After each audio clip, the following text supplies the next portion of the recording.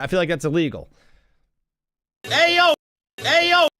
Yeah, it's Netflix used to like show up in the mail. So you'd go on Netflix.com and you would order the DVD that you wanted, and it would show up in the mail, and then you would mail it back. That was the original application of Netflix. I remember when I first signed up for it, I was the first in my family. I was the innovator of my family, right? I tried to buy Bitcoin when I was in 8th grade in 2000. Jeez. Mom, when was I in 8th grade? Let's see. 2011. In like 2010, 2011. I tried to buy Bitcoin when it was at like 8 cents or 7 cents or something crazy like that. And I pleaded with my dad. I'm like, please, Dad, please, please, please. This has the opportunity to be huge one day. And he's like, fine. I listened to you. I believe you. And he gave me $100. He said, hey, here's $100. I remember it. Let's go on a really great memory. He gave me $100 to buy Bitcoin when I was in 8th grade. And I was like, sweet, awesome. I grabbed the $100 bill from him. I went into my room. I cracked open my computer, or the family computer. I think we still had a computer room at the time. Dude, we're turning your bedroom back into the computer room. One of the saddest things that could ever happen. Yeah, dude, moving out. I moved out, and my family turned my bedroom back into the computer room. Because we're turning your bedroom back into the computer room. I went online to buy Bitcoin. I think I just searched buy Bitcoin, whatever. Like, how do I buy Bitcoin? And I don't know if you remember what the internet was like in 2011. It's not like it was today. Right, right now when you search anything, it's like, jeep, here you go. Here's an answer that's probably accurate. Maybe not, but it's okay because you don't really care that much.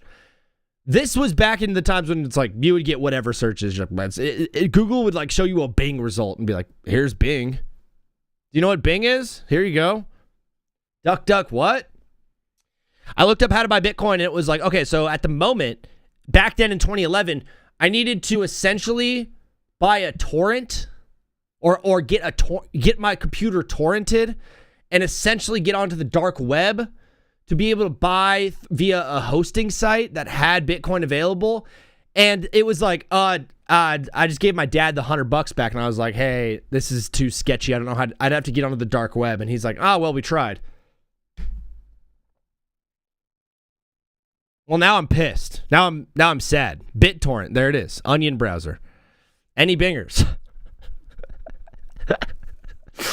Onions.com.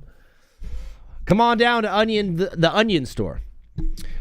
Where was it going with this? The TV, the television quickly became the internet. What am I trying to say? Whatever.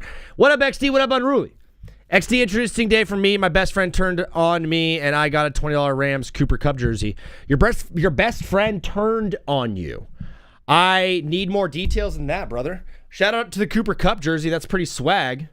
If you were going to get an NFL athlete, yeah, Cooper Kupp isn't an option. I'm proud that you went with him. He's got a good sense. He seems like a good family man, if you know what I mean. Seems like he's got his morals in line. It seems like he's got his head on his shoulders, like he has good football IQ. Not sure what I'm doing there, but you know what I'm talking about. Shout out to us. Shout out to Friday. Happy Friday. Today is Friday, March 13th, and you're watching Take Back with Zach, TBWZ, Wide Screen Radio. That's my next thing I wanna make. Maybe no, I'm not gonna do it. Maybe Sunday or something, because I made this sound effect for Wednesday. Breaking news. And the next one I want to make is, you're listening to TBWZ Widescreen Radio.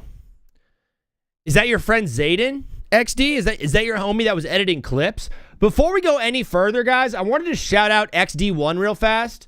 XD1 has been editing clips for like a month or two now. Dang. Sorry, brother. He's been editing clips for like a couple months now, and he's been crushing it. He just had a clip do like 1,800 views yesterday, which I know to us, you're like, 1,800, that doesn't sound like a lot. Brother, as someone who's been grinding on TikTok for the past 5 months now, holy crap. XD1, fantastic job, brother. Absolutely love the stuff you're putting out. I think there's some stuff we can... I think we could, we could talk about that offline. But I think there's another option for us to make some more clips and put some more stuff out there. I also might be investing in AI robots. AI. ZAI. Just because like they can cook out 100 clips per show, and I can set them up with their own accounts, and they can post for themselves essentially. So we can be blasting the show out like 100 different times, if that makes any sense, you know, or if that doesn't matter at all. So that's kind of where my head's at today. Today's show as well. Oh, I was going to say something about, I think, existence. Dude, I was talking on Monday about this idea of like, sometimes I view myself from the third person.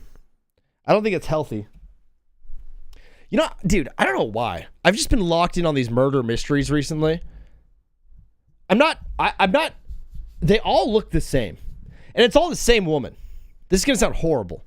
But the woman who always gets murdered in these like Gabby Petito type murder mysteries, or like not the Lucy Leppy one. That one was very, very sad and tragic. Or the which one is it? Lacey something. That's on Netflix. In all the murder mysteries where it's like a husband kills the wife is always the most like bubbly, bright, fun personality type person. And the husband is always like the type of guy that's like, oh my gosh, when do you shut up? That woman always gets killed. 10 times out of 10, that woman's getting killed. I'm not saying you shouldn't be bubbly and warm. I'm just saying at some point, like,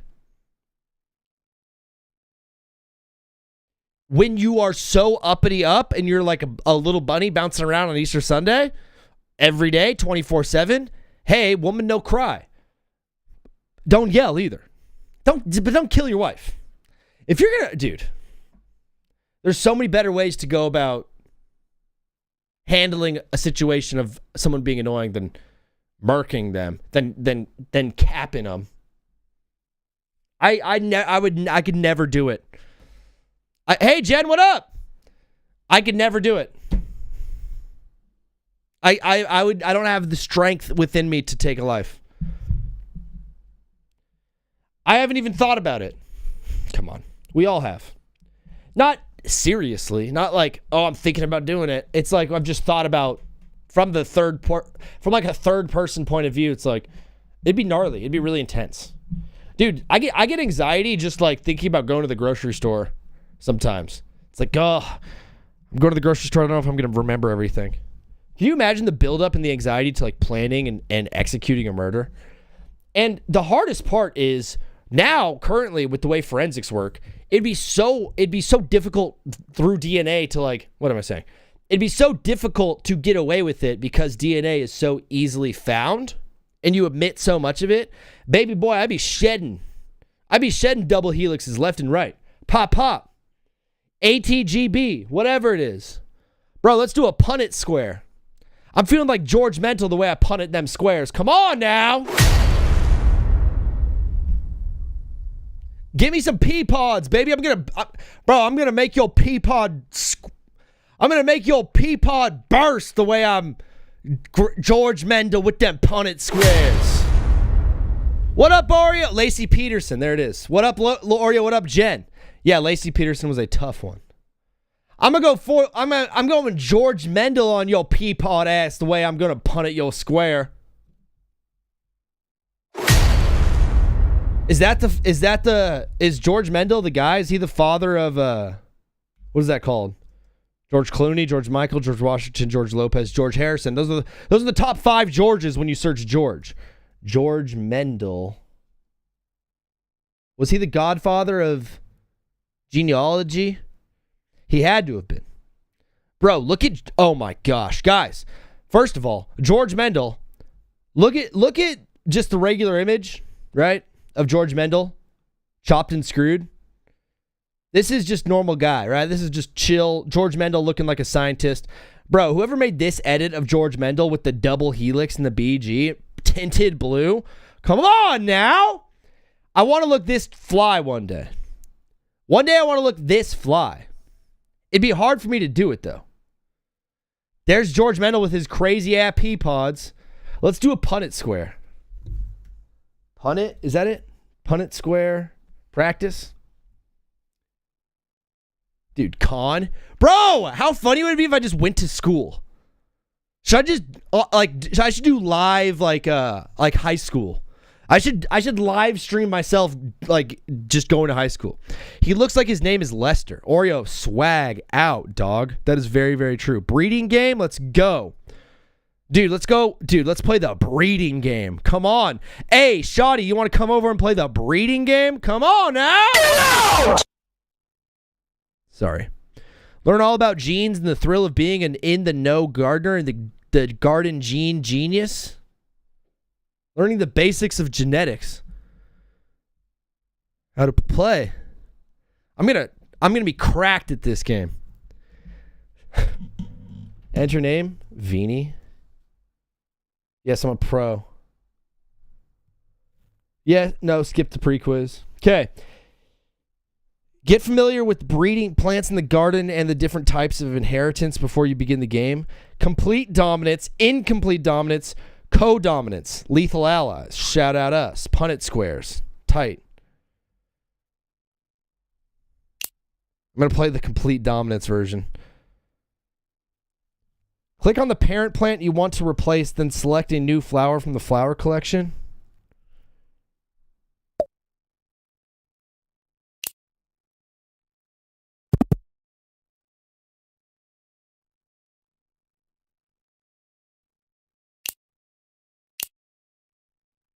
Okay.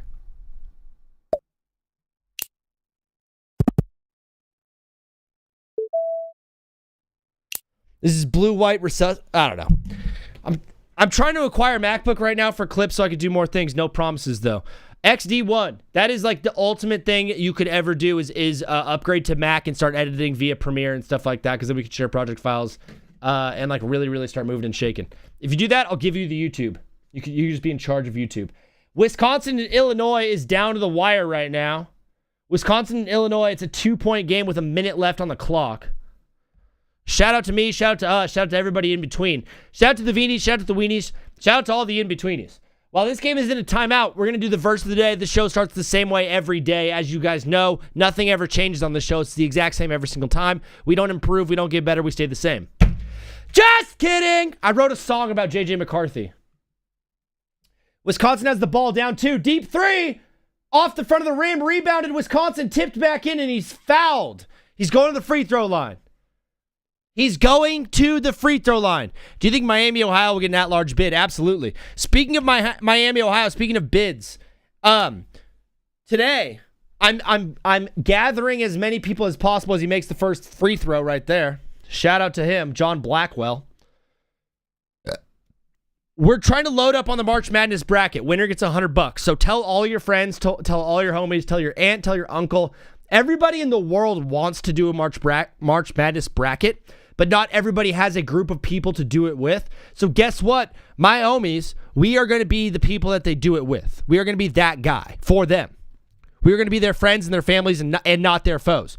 Ultimately, our March Madness bracket is going to be found on our Discord. If you want to join the Discord, shout out to you. Shout out to us. We love you so much. The game has been tied at 78. Down to the wire. Missed field goal. Wisconsin retains the possession. Wisconsin with 28 seconds left gets the ball. Defensive board. They're going to wait till the final shot. There's a 1 second separating the game clock right now. OMG, are we going to overtime? Are we going to overtime right now? Blackwell hangs on to the ball, top of the... He misses the 3. Rebound Illinois with no time left. We are going to OT. This show starts the same way every single day. It starts with the verse of the day. Today's verse of the day is Romans 8:28. It's hard to see from there. Crap. And we know that God causes everything to work. That is enough, brother. Seriously, man. Seriously. For real, for real. I need this right now. Because I'm sitting here right now with some major life changes that have happened over the past couple of weeks. Grinding. Trying so hard. Bro, I'm working my tail off, dude. I'm working so hard right now. Not trying to toot my own horn. I'm just saying I'm grinding, bro. And we know that God causes everything to work.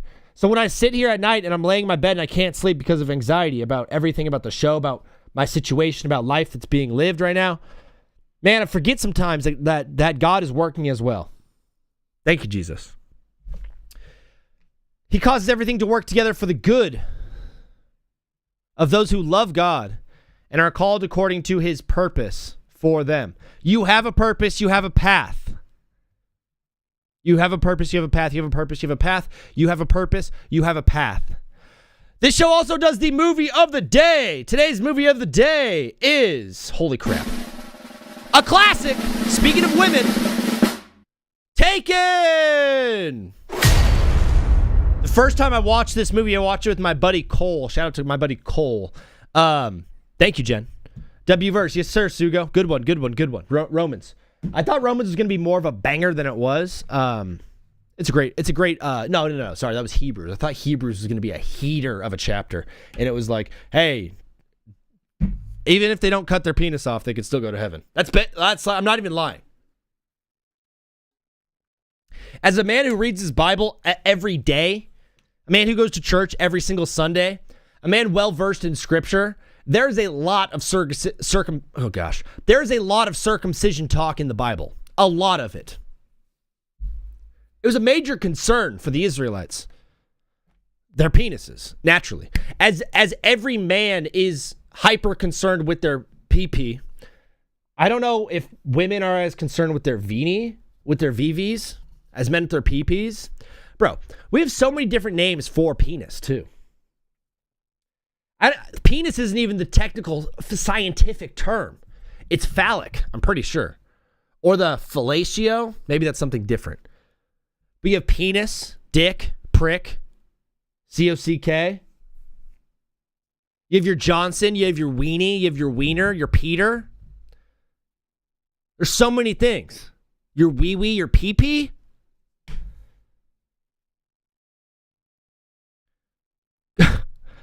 Your Willie? What do you got? Sound off in the chat. What do you call your penis? Johnson got to be a top 2 name to call it. Johnson's a great name to call. My Johnson. Ugh. And here's how you have to use it in a sentence. It's like, oh my gosh, my.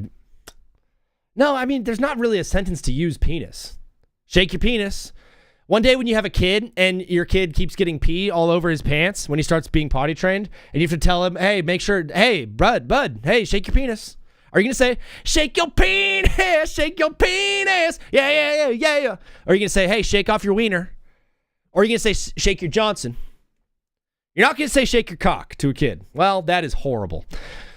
Willie is good. My log? No, you're Dave. My David. Yeah, John David Booty. Dude, my Ben Johnson. Dude, hey, girl, get ready to run the spread offense the way I bring in my Ben Johnson. Oh!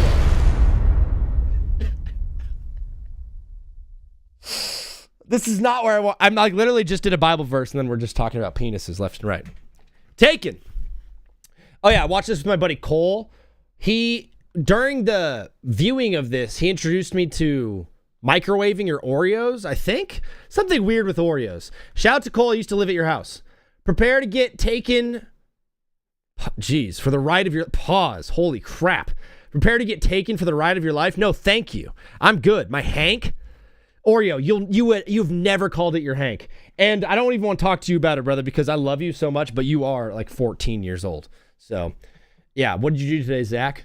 Nothing, just talked about penises with a bunch of 14-year-olds. Huh? It must be a good show. Someone's like, oh yeah, that's why I haven't tuned in. Right now I may get access to a MacBook Pro that's like 2 to 3K, but I'm going to try to get my own, saving for it. Dude, get a refurbished one.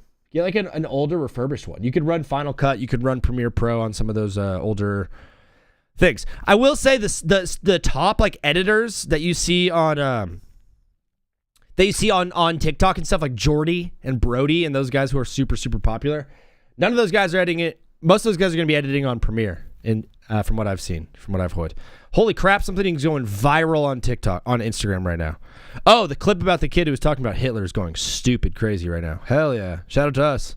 Shout out to that kid. Oh, my friend Megan is so awesome. You guys ever have a friend that's like so cool? Prepare to get taken for the ride of your life. Pause. Pause. Liam Neeson is an unstoppable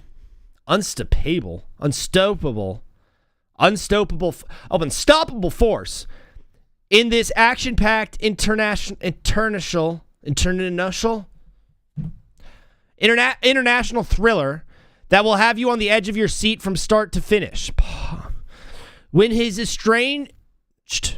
I said that way too clearly. Wow, I got that right the first time. Teenage daughter is kidnapped in Paris. A former spy sets out to find her at any cost. Relying on his special skills, he tracks down the ruthless gang that abducted her and launches a one-man war to bring them to justice and to get his daughter back and to rescue his daughter. It's rated 13 for brutal violence. Taken. Goated movie. My dad showed me this. You guys want to watch the theatrical version or the unrated version? Do we want to watch the theatrical version or the unrated? First one to let me know, you get both. Done. Say less. You guys hear that? Holy crap, my DVD player almost exploded. I'm going to be the holy crap. Holy crap. I'm sounding like Steven Tanner the way I'm saying holy crap. Blow up, what up? Honestly scary, especially when you have the dude being a car full of explosive to... Okay, yeah. Our most viral were about Hitler and interracial marriage. That is true. Oreo, I'm so glad you said our. Yeah, Blorp, that was a horrible situation that happened in Michigan. Shout out to everyone involved. It's so terrible, so awful. I will say, there are going to be tragedies that happen all the time in America because that's just kind of the direction in which this country is going. Now, am I going to cover them? No, I'm not. Unless it really, really, really plays on my heartstrings, I'm probably going to avoid covering most of those topics. I'm going to talk about things like my top 10 in the NBA. Boom. My top 10 in the NBA has not changed a whole lot. I have it up on the screen in case anybody wants to call in and start talking ball. But I am ready to get in on the show. I'm ready to get in on the show. Today we have the wheel of topics rolling in the deep. Rolling in the deep. I have a song about J.J. McCarthy as well. So on the wheel right now, I want to talk about the Lakers, naturally. I want to talk about who you guys think is the NBA MVP. Shai Gilgeous-Alexander last night broke Wilt Chamberlain's record for consecutive 20-point games. It was such a feat. So many people are saying, well, now he's guaranteed to win the MVP. Pump the brakes. I'm very confused by what the Steelers did in this free agency period. I'm very, very confused by what the Steelers did. In my head, I thought the Steelers were trying to lose football games to increase their draft stock and try to rebuild their team a little bit. Guess not. Guess I was wrong because they went and got Pittman. They went and got Jamal Dean. They're a quarterback away from being half decent. It's very strange what they're doing. Sean Strickland and Hamzat Chimaev got announced for UFC 230 something. Bro, what an unbelievable fight. I'm very, very excited for this one. I've got notes. It also got me thinking about the White House lawn card. The White House lawn card is going to be one of the craziest cards we've seen. Obviously headlined by Ilya Tuporia and Justin Gaethje. America knows Gaethje, but America, I think, as a whole does not know Ilya Tuporia. Ilya Tuporia is one of the greatest fighters pound for pound that we have in the game right now. That fight's going to be lit. I'm unfortunately on the side, though, right now of I think this thing's going to be slightly gimmicky. Is he going to try to get Conor into it? Is he going to try to get John Jones into it? Are we going to get Conor and Colby Covington just because? What are we going to do? Also, hey, I don't know if you guys know this. We're at war with Iran. And we're having a fight on the lawn of our president's home while we're in the middle of a war in Iran. I'm not the only one who thinks this. Me and Joe Rogan are on the same page on this. Sorry. Sorry, jeez. Bruh. All right. Okay. All right. Jeez. Anyways, me and Joe Rogan completely agree on this White House card thing being a little bit interesting, especially security-wise. Wisconsin came out to play in overtime. Came out to play as Wisconsin takes the lead 87-81. They just made a bucket here. There it is. This game is over. This game is over. The next game we're going to be locking in on is the second half of Tennessee and Vanderbilt, as you guys can see up here if you want to follow along for the day. We're watching Tennessee and Vanderbilt. St. John's and Seton Hall as a semifinal game. We'll probably dive into that a little bit coming up here in a couple minutes. But mainly going to be locked in on Tennessee and Vandy until Iowa and Arizona starts. Once this game starts, this is going to be our game of the day that we're going to be watching along to. Fellas, if you want to follow with us. The other semifinal game is Clemson and Duke, and then Kansas-Houston. These are at the same time. These are after the show. We're going to be watching these heavily, talking about them in the Discord if you guys want to join the Discord. Rest in peace, my granny. She got hit by a bazooka. Rest in peace, the supreme leader of Iran. He got hit by a bazooka. But at 5 p.m., Team USA is playing baseball in the World Baseball Classic, so we will be watching along. Team USA at 5 p.m. in the World Baseball Classic. This show will be going till 5:30. We're at 30 minutes in, and it's about time we start talking some ball. Fellas, I have a question for you. Let's say, hypothetically, I wrote a song about J.J. McCarthy. Would you guys want to hear that song? Would you want to hear my song about J.J. McCarthy? Before I check and go into that, I want to go through some of the chats. White House card got some nice stars. Ilya, Sugar Sean, Alex Pereira, but I won't be surprised if all three of them win. I won't be surprised if all of those fights suck, Sugo. What I've learned is, as a true UFC fan, it's oftentimes the card that everyone says is going to be lame is the one that I show up for the most. Ultimately, on this stage, all those guys you named, Ilya, Sean, Pereira, they're not going out there to win and dominate. They're just going out not to lose. Like, it's one thing to lose a fight when no one's watching, okay? It's another thing to lose a fight when everybody's watching. You can lose well in the UFC. You can lose really well. So I think the goal is just to lose well for these guys. I don't know what level of competition we're going to get. I think it's more gimmicky. Work with G. What up? Kyler Murray got traded. Kyler Murray absolutely got traded to the Vikings in place of J.J. McCarthy. And so it got me playing on my heartstrings a little bit. And I thought, how sad it is for J.J. McCarthy, and I figured it might be time to play the man a song in honor of J.J. McCarthy. Shout out to J.J., we love you. Lakers over Knicks? I wish I did that. J.J.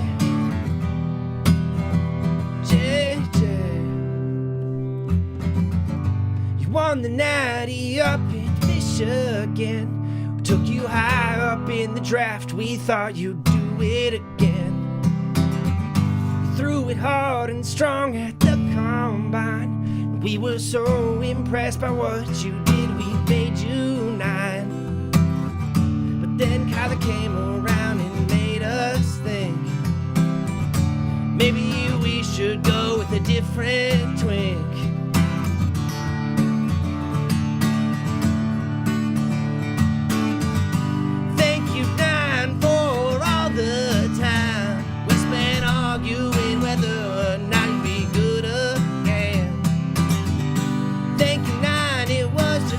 A good time talking about you with the guys, and if you could drop times, thank you, JJ. Thank you, 9. Thank you, JJ. Thank you, 9.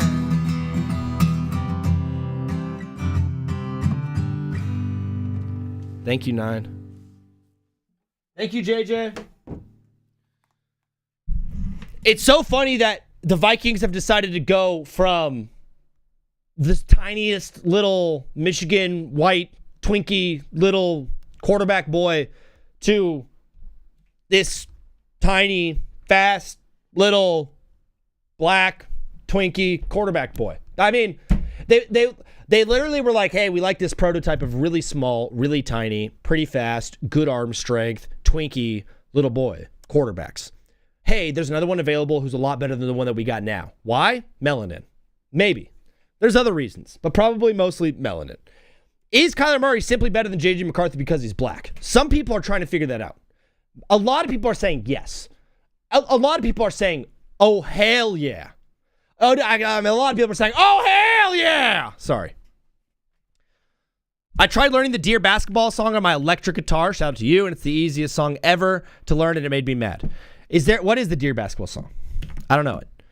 Great song. You need to put it on an album. Yes, sir. Yes, ma'am. Yes, ma'am. Yes, ma'am. I got to make something for you. Is there a playlist somewhere of all of his songs? Work with G. We're going to make one. Shout out to us. Shout out to me. Shout out to Tennessee and Vandy. It's 31 at the half. Before we get into any sort of Kyler Murray, J.J. McCarthy, Vikings talk, a lot of people last night were watching the game of the year so far, which is the Thunder and the Celtics last night in OKC. That was a legit finals preview. If anybody wants to call in and talk basketball, or if you want to talk about some of the NFL news that went on, or if you want to just tell me about your life, I'm interested in you. I care about your situation. Sometimes I just want to hear how you're doing, bro. The most interesting conversations that we have on the phone are not the ones where the guy is like, I think Jaylen Brown should be the MVP. Oh, really? How much money do you have on it? Why do you ask? I think some of the most interesting conversations we have on the show is just the ones where people are like talking about their life. Do you guys remember Buck? I remember Buck. Do I have 2 chats up right now? Do I have 2 chats up right now? Yeah, I did. Wow, it was crazy. Holy crap. What an idiot. There I am. Double chat. Wemby MVP. Yeah.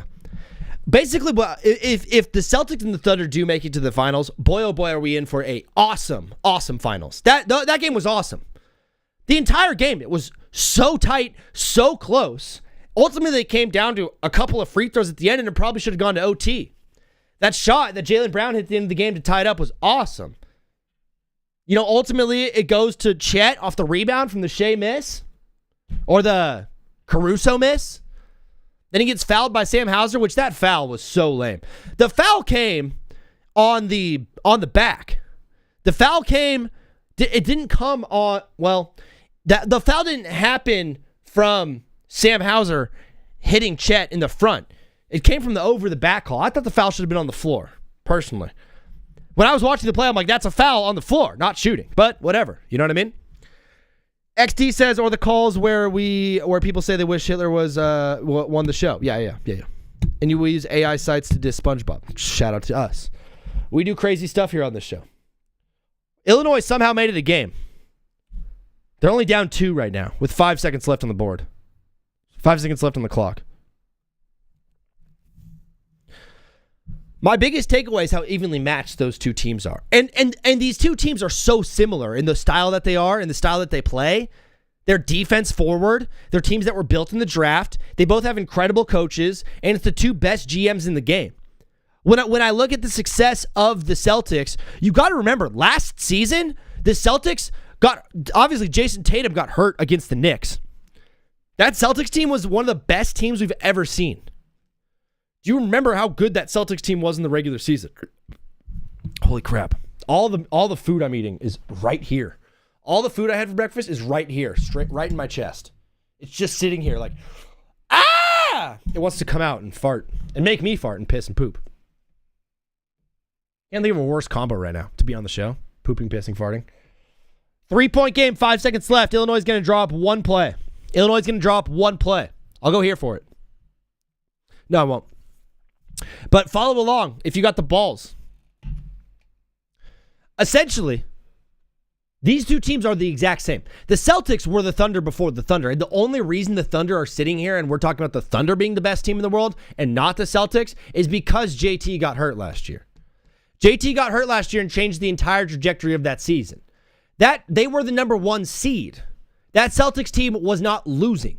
It was the best defense we'd ever seen. Do you remember when Marcus Smart won DPOY? Marcus Smart won DPOY on that Celtics team because of how good their defense was. And the only reason he won DPOY is because someone had to get it on that team because of how good they were defensively. That's the only reason he got it. That Celtics team was otherworldly, bro. How soon and how quickly we forget how good that team was. I don't. How could I? How could I? To the left. Illinois shoots the three off the back of the glass and off. Wisconsin keeps on dancing in the Big Ten tournament. Shout out to them. My Fanatics shop is so funny right now. The clearance is crazy. It's going to be... Okay. And then Jordan Poole beat them in the finals. That was the year before. That was the 2022 season. Or that was the 23 championship. Then the 24 championship, they won it. So they went to the finals, lost to Jordan Poole, went back to the finals next year, beat Luka, and won it. And then the following year, Jason Tatum goes down with an Achilles injury, and they lose to the Knicks in the playoffs. I'm not going to sit here and do a whole revisionist history thing and be like the Celtics would have absolutely won the finals if Jason Tatum didn't get hurt. I think they would have probably at least been there. I think they would have been in the game. There's an opportunity right now where we could be looking at the Celtics. If they make the finals this year, that's 3 times in the past 4 years. That's the best basketball team in basketball type stuff. If the Thunder get there this year, cool, that's twice in a row. That's awesome. Celtics doing it 3 times in 4 years. If they win it too, that's like, we're starting to have a little bit of a dynasty conversation with this Celtics team. Paprika. If this Celtics team does go back to the finals and does win it, that's 3 finals appearances in the last 4 years. No, because Jokic was 23. Am I off here? Am I wrong?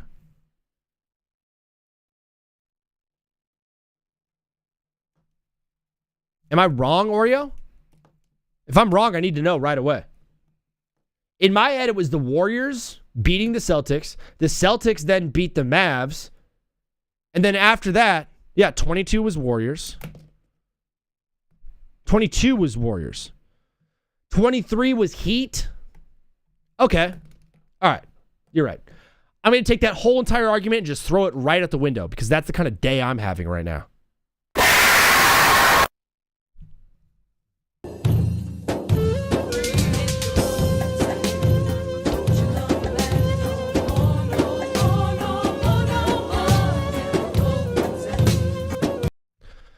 That was the worst sounding thing of all time. That sounded so horrible. It sounded like I was getting snake charmed by a doo-wop band in the 50s. That was awful. That was some nasty, nasty work. All right, then I'm going to just completely throw that argument out the window. Marcus Smart won Depoy the year they lost to the Warriors in the finals. I'm a actual holy crap. What's happening right now? I never pressed play. You guys, if I don't press play on the TV, how are we going to watch both movies? Unruly's in here wanting to watch 2 cuts of the same film. Did my entire Celtics... Dude, I had an entire Celtics argument that as I was saying, I literally said paprika. I was like, I'm going to clip this thing and put this thing out. This thing is going to do numbers. I'm the first one to start discussing the Celtics dynasty talk. How am I the first one to get to this game? How did I beat Bill Simmons to his own homeristic game of calling the Celtics a dynasty? Bro, I was printing views as I was saying, as the words were coming out of my mouth. And then Oreo the cat jumps in and is like, nah, you're wrong. A shout out to you. I'm so glad you did that because I didn't ramble off and then tell that whole thing and put that whole thing online. But how quickly a take fumbles and melts between my fingies. I got blisters on me fingers. Shout out to you if you know what that's from. Somebody look it up. Tell me what that's from. Here's a hint. It's the greatest band in the world. I was literally sitting here talking about how the Celtics are a dynasty because they've been to the finals 3 times in the past 4 years, and I was wrong. They haven't even gone to the 3rd time. They've been to the finals twice in the past 4 years, which is still really good. Twice in the past 4 years?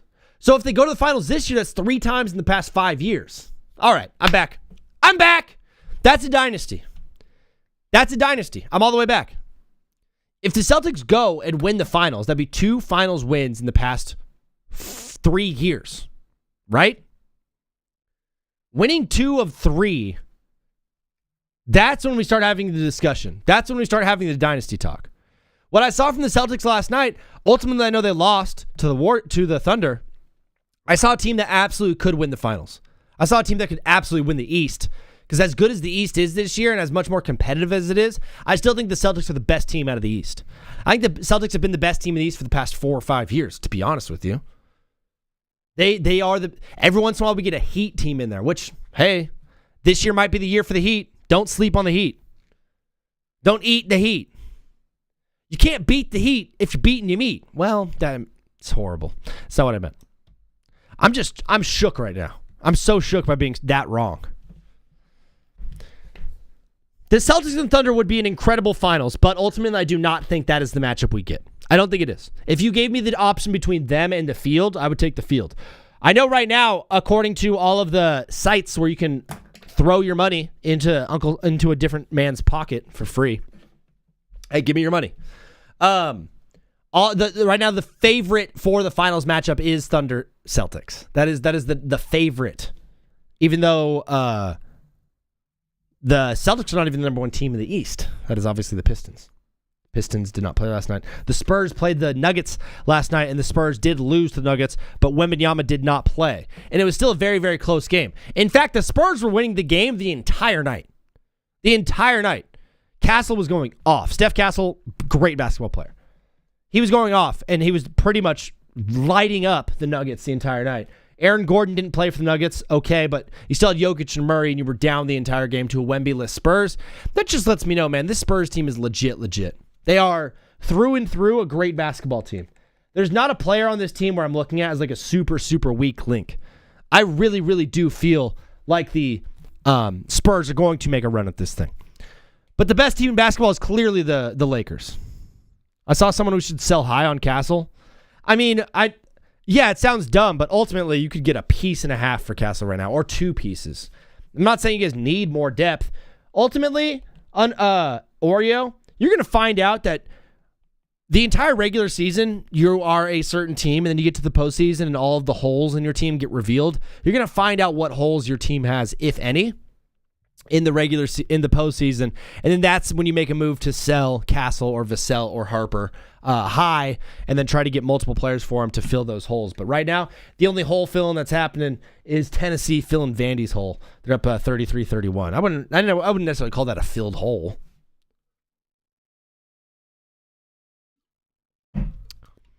But all this basketball talk got me really thinking about the Lakers, man. The Lakers had a great win last night against the Bulls. In what was a game the Lakers often have, where they keep it close with a team like the Bulls. And the Bulls, dude, we have to just pause the show real quick. We have breaking news, dude. Breaking news. Did you guys know that there's a player on the Bulls that's 5'8"? My mom is taller than him. There's a player on the Bulls who's 5'8". On the Chicago Bulls, the basketball team. I'm sorry. Dude, did you guys know there's a player on the Chicago Bulls that's 5'7"? His name is Yuki Kawamura. Yuki Kawamura.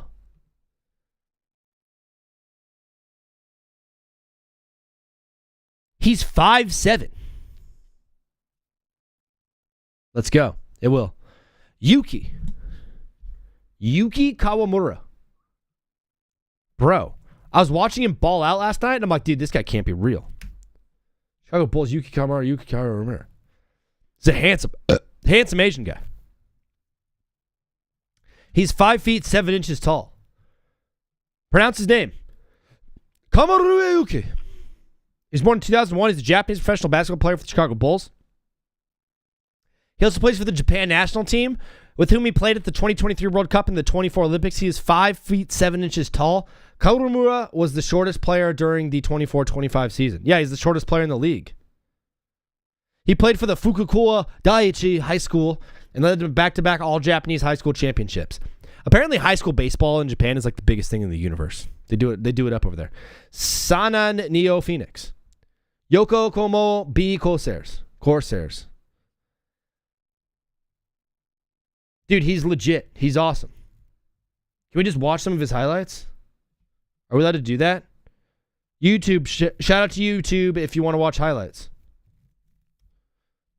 Oh no. Guys, I'm about to freak out. Don't do it to me. Why? Why does it always sign me out? Why does X always sign me out? Hey, there's no security threats. I should never be signed out of anything. I should never be signed out of a single account that's not my bank because nothing else matters. Huh? Nothing else matters. You know what matters more than my Twitter?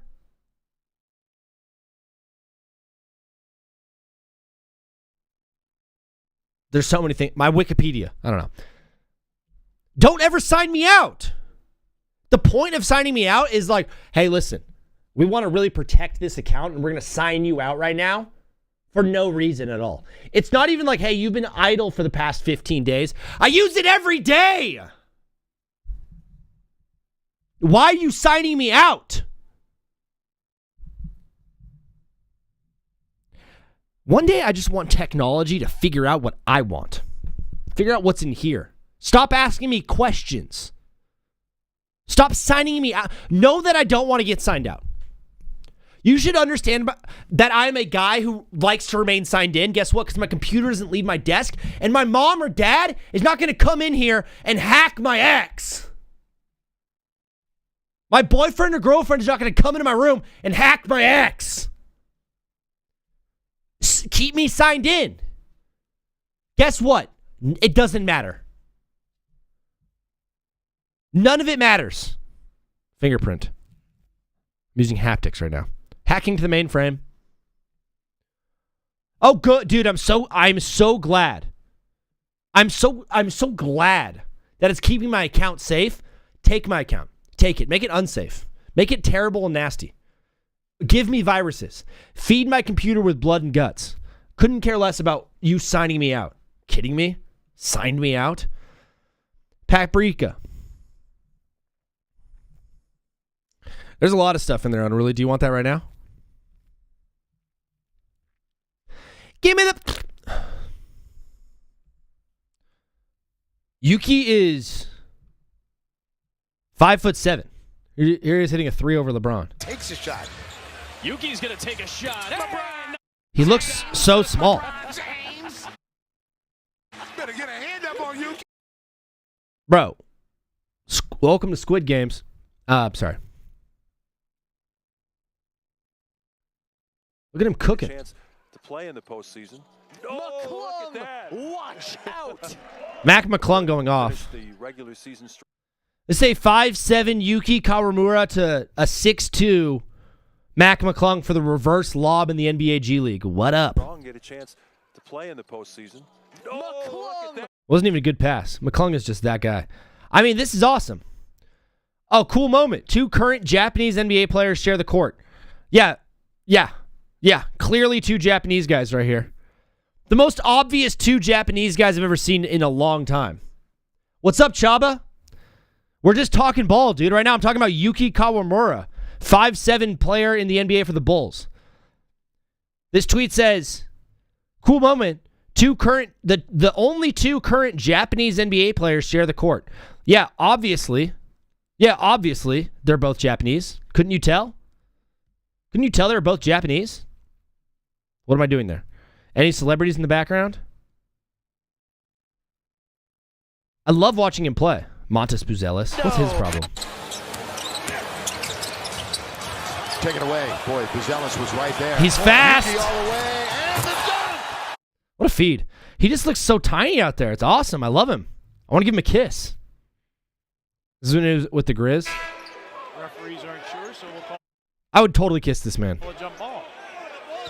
As you see, Yuki behind the back, puff cuts.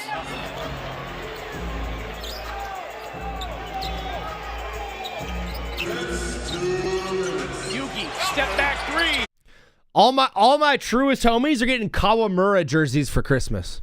We're getting bed jets and Kawamura jerseys. And studio apartments. This is so cool. Lil Jeremy Lin action out here. だっていうか、もう大きいお兄ちゃんみたいなバスケットボールスキル What kind of English has John Morant taught you? Oh my gosh. The N-word? He just starts saying the N-word over and over? You know. ジャモラント選手は僕のビッグブラザーっていうか、もう大きいお兄ちゃんみたいなバスケットボールスキルのことを教えてくれたりとか、あとはまあ英語のことだったりとか、まあたまに悪いスラングとかも教えてきたりするんですけど。Well, who is that? Who's the lady? Dude, you know what? I might go full Japanese mode. 9 racks, a Louis bag, a bed jet. No, it's a Yuki jersey. I'll give you a Rui jersey, fine.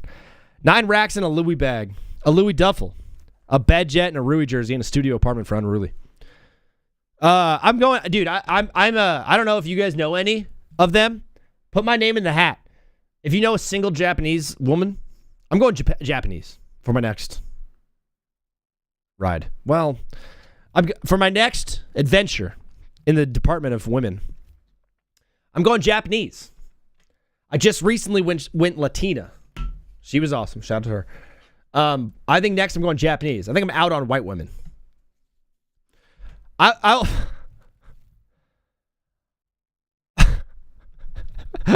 I'm like LeBron in the decision. I'm going to be taking my talents to Japan. I'm going to be dating Japanese women exclusively from here on out. 教えてもらいました、最近。使えるかわかんないですけど、まあタイプ C とかタイプ C とか。まあじゃあポイ。You know how they call like a white guy who pretends to be black like a Can I even say that? Like the guy from like Spider from Never mind. それが大好きなのでポイフルを食べてるんですけど、スコッティ・ピッペン・ジュニアとかはスコッティ・ピッペン・ジュニアは食った。チョコレートのキノコの山が大好きなので、ロッカールームが隣。Dude, they talk sexy, bro. He talks so sexy. He's a hot guy. This is one of the hottest guys in basketball right now.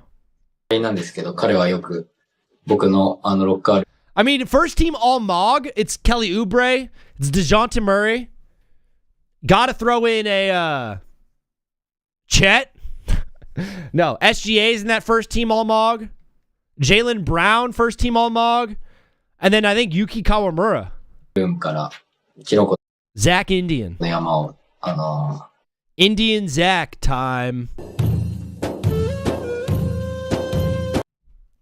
It's my Indian music. It reminds me of the Jungle Book, that song. 盗んでます。アメリカでも本当に大切なチームメイトだったり友達がいますし、彼らとの生活。Boom! Get Chinese music? I know. The only Chinese music I have right now is this.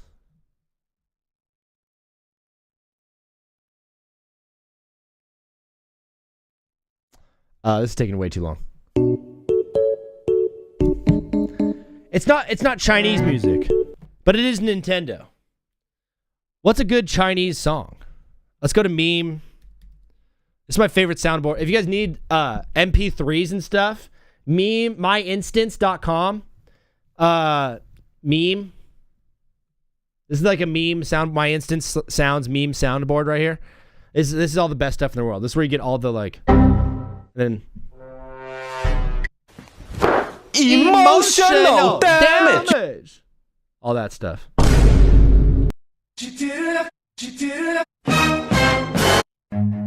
Run.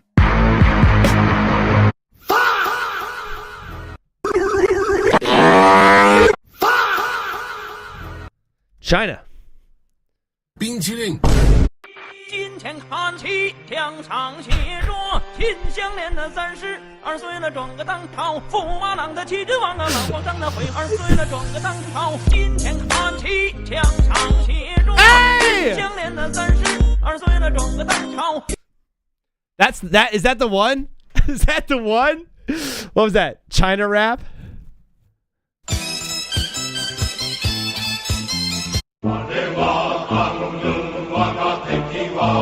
China.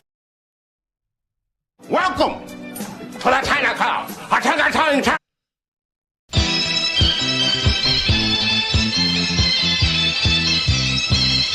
China. What's the one that's like bing diddling ding ding, bing diddling ding ding, bing ding, bing bing ding bing, bing bing bing bing bing bing ding bing. Like the one that they show with Uncle Bao. 金钱看齐，两场协作，金项链的三十，那可不是他的上帝了咯。又拿了吉他的，哎呀那可多了，哎呀那吉他的。两场协作，金项链的三十。Wait, that was one of the fun. Wait, I gotta do that again. Just look up Chinese memes. They're all in Chinese. Really? All the Chinese memes are in Chinese. Get it? Xing bong zhang ji, jing bei din dong ding dong ding jing. Oh, this is gonna be so sick. I'm calling it China music. One sec, fellas. We're getting it. 金钱看齐，两场协作，金项链的三十，驸马郎的旗帜万万黄上的徽儿，看齐，两场协作，金项链的三十，二岁了That sounds like legit Japanese. Like if someone walked by, they'd be like, "Oh my gosh, the new neighbors are Japanese. Oh no, dude." My neighbor. Young Flap. What up, Flap? Dude, this goes way too hard. Then the guy next to him. He's pissed.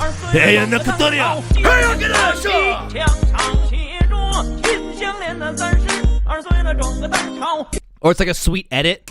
Dude. We need to make a Yuki Kawamura edit to this kind of song. Xing bong zhang ji, sheng ba da ga da ga, xing bong dong xing, xing da ga da ga. Oh no, we got a clip. Young Flat, my guy. Yes, you did. Fellas, we've been rolling for about an hour. This is usually when I go on TikTok live. I'm going to take a 5-minute break and then come right back. And then when I get back, we're going to be live on TikTok. We're going to be going over the wheel of topics when we get back. Here's what we have to sports card. We have the Lakers talk, which I will get to in a little bit. We have the NBA MVP discussion. I want to talk about the Steelers. I want to talk about Strickland and Chimaev.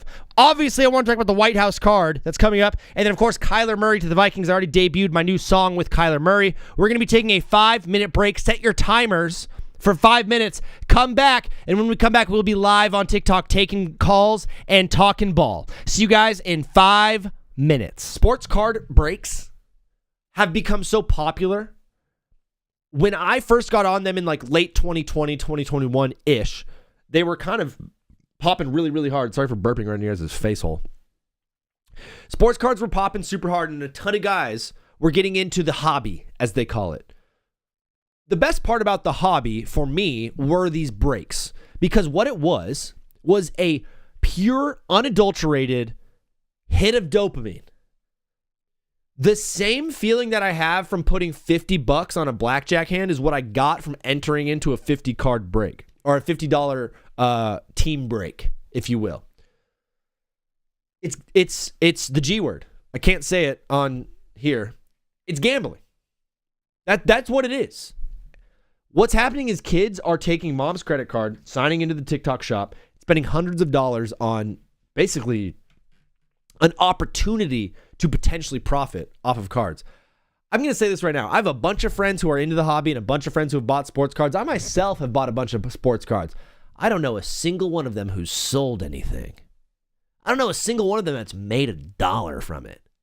So all these guys are like entering in and they're saying, you know what? I know it's like, but there's an opportunity to get a card that's worth like $10,000.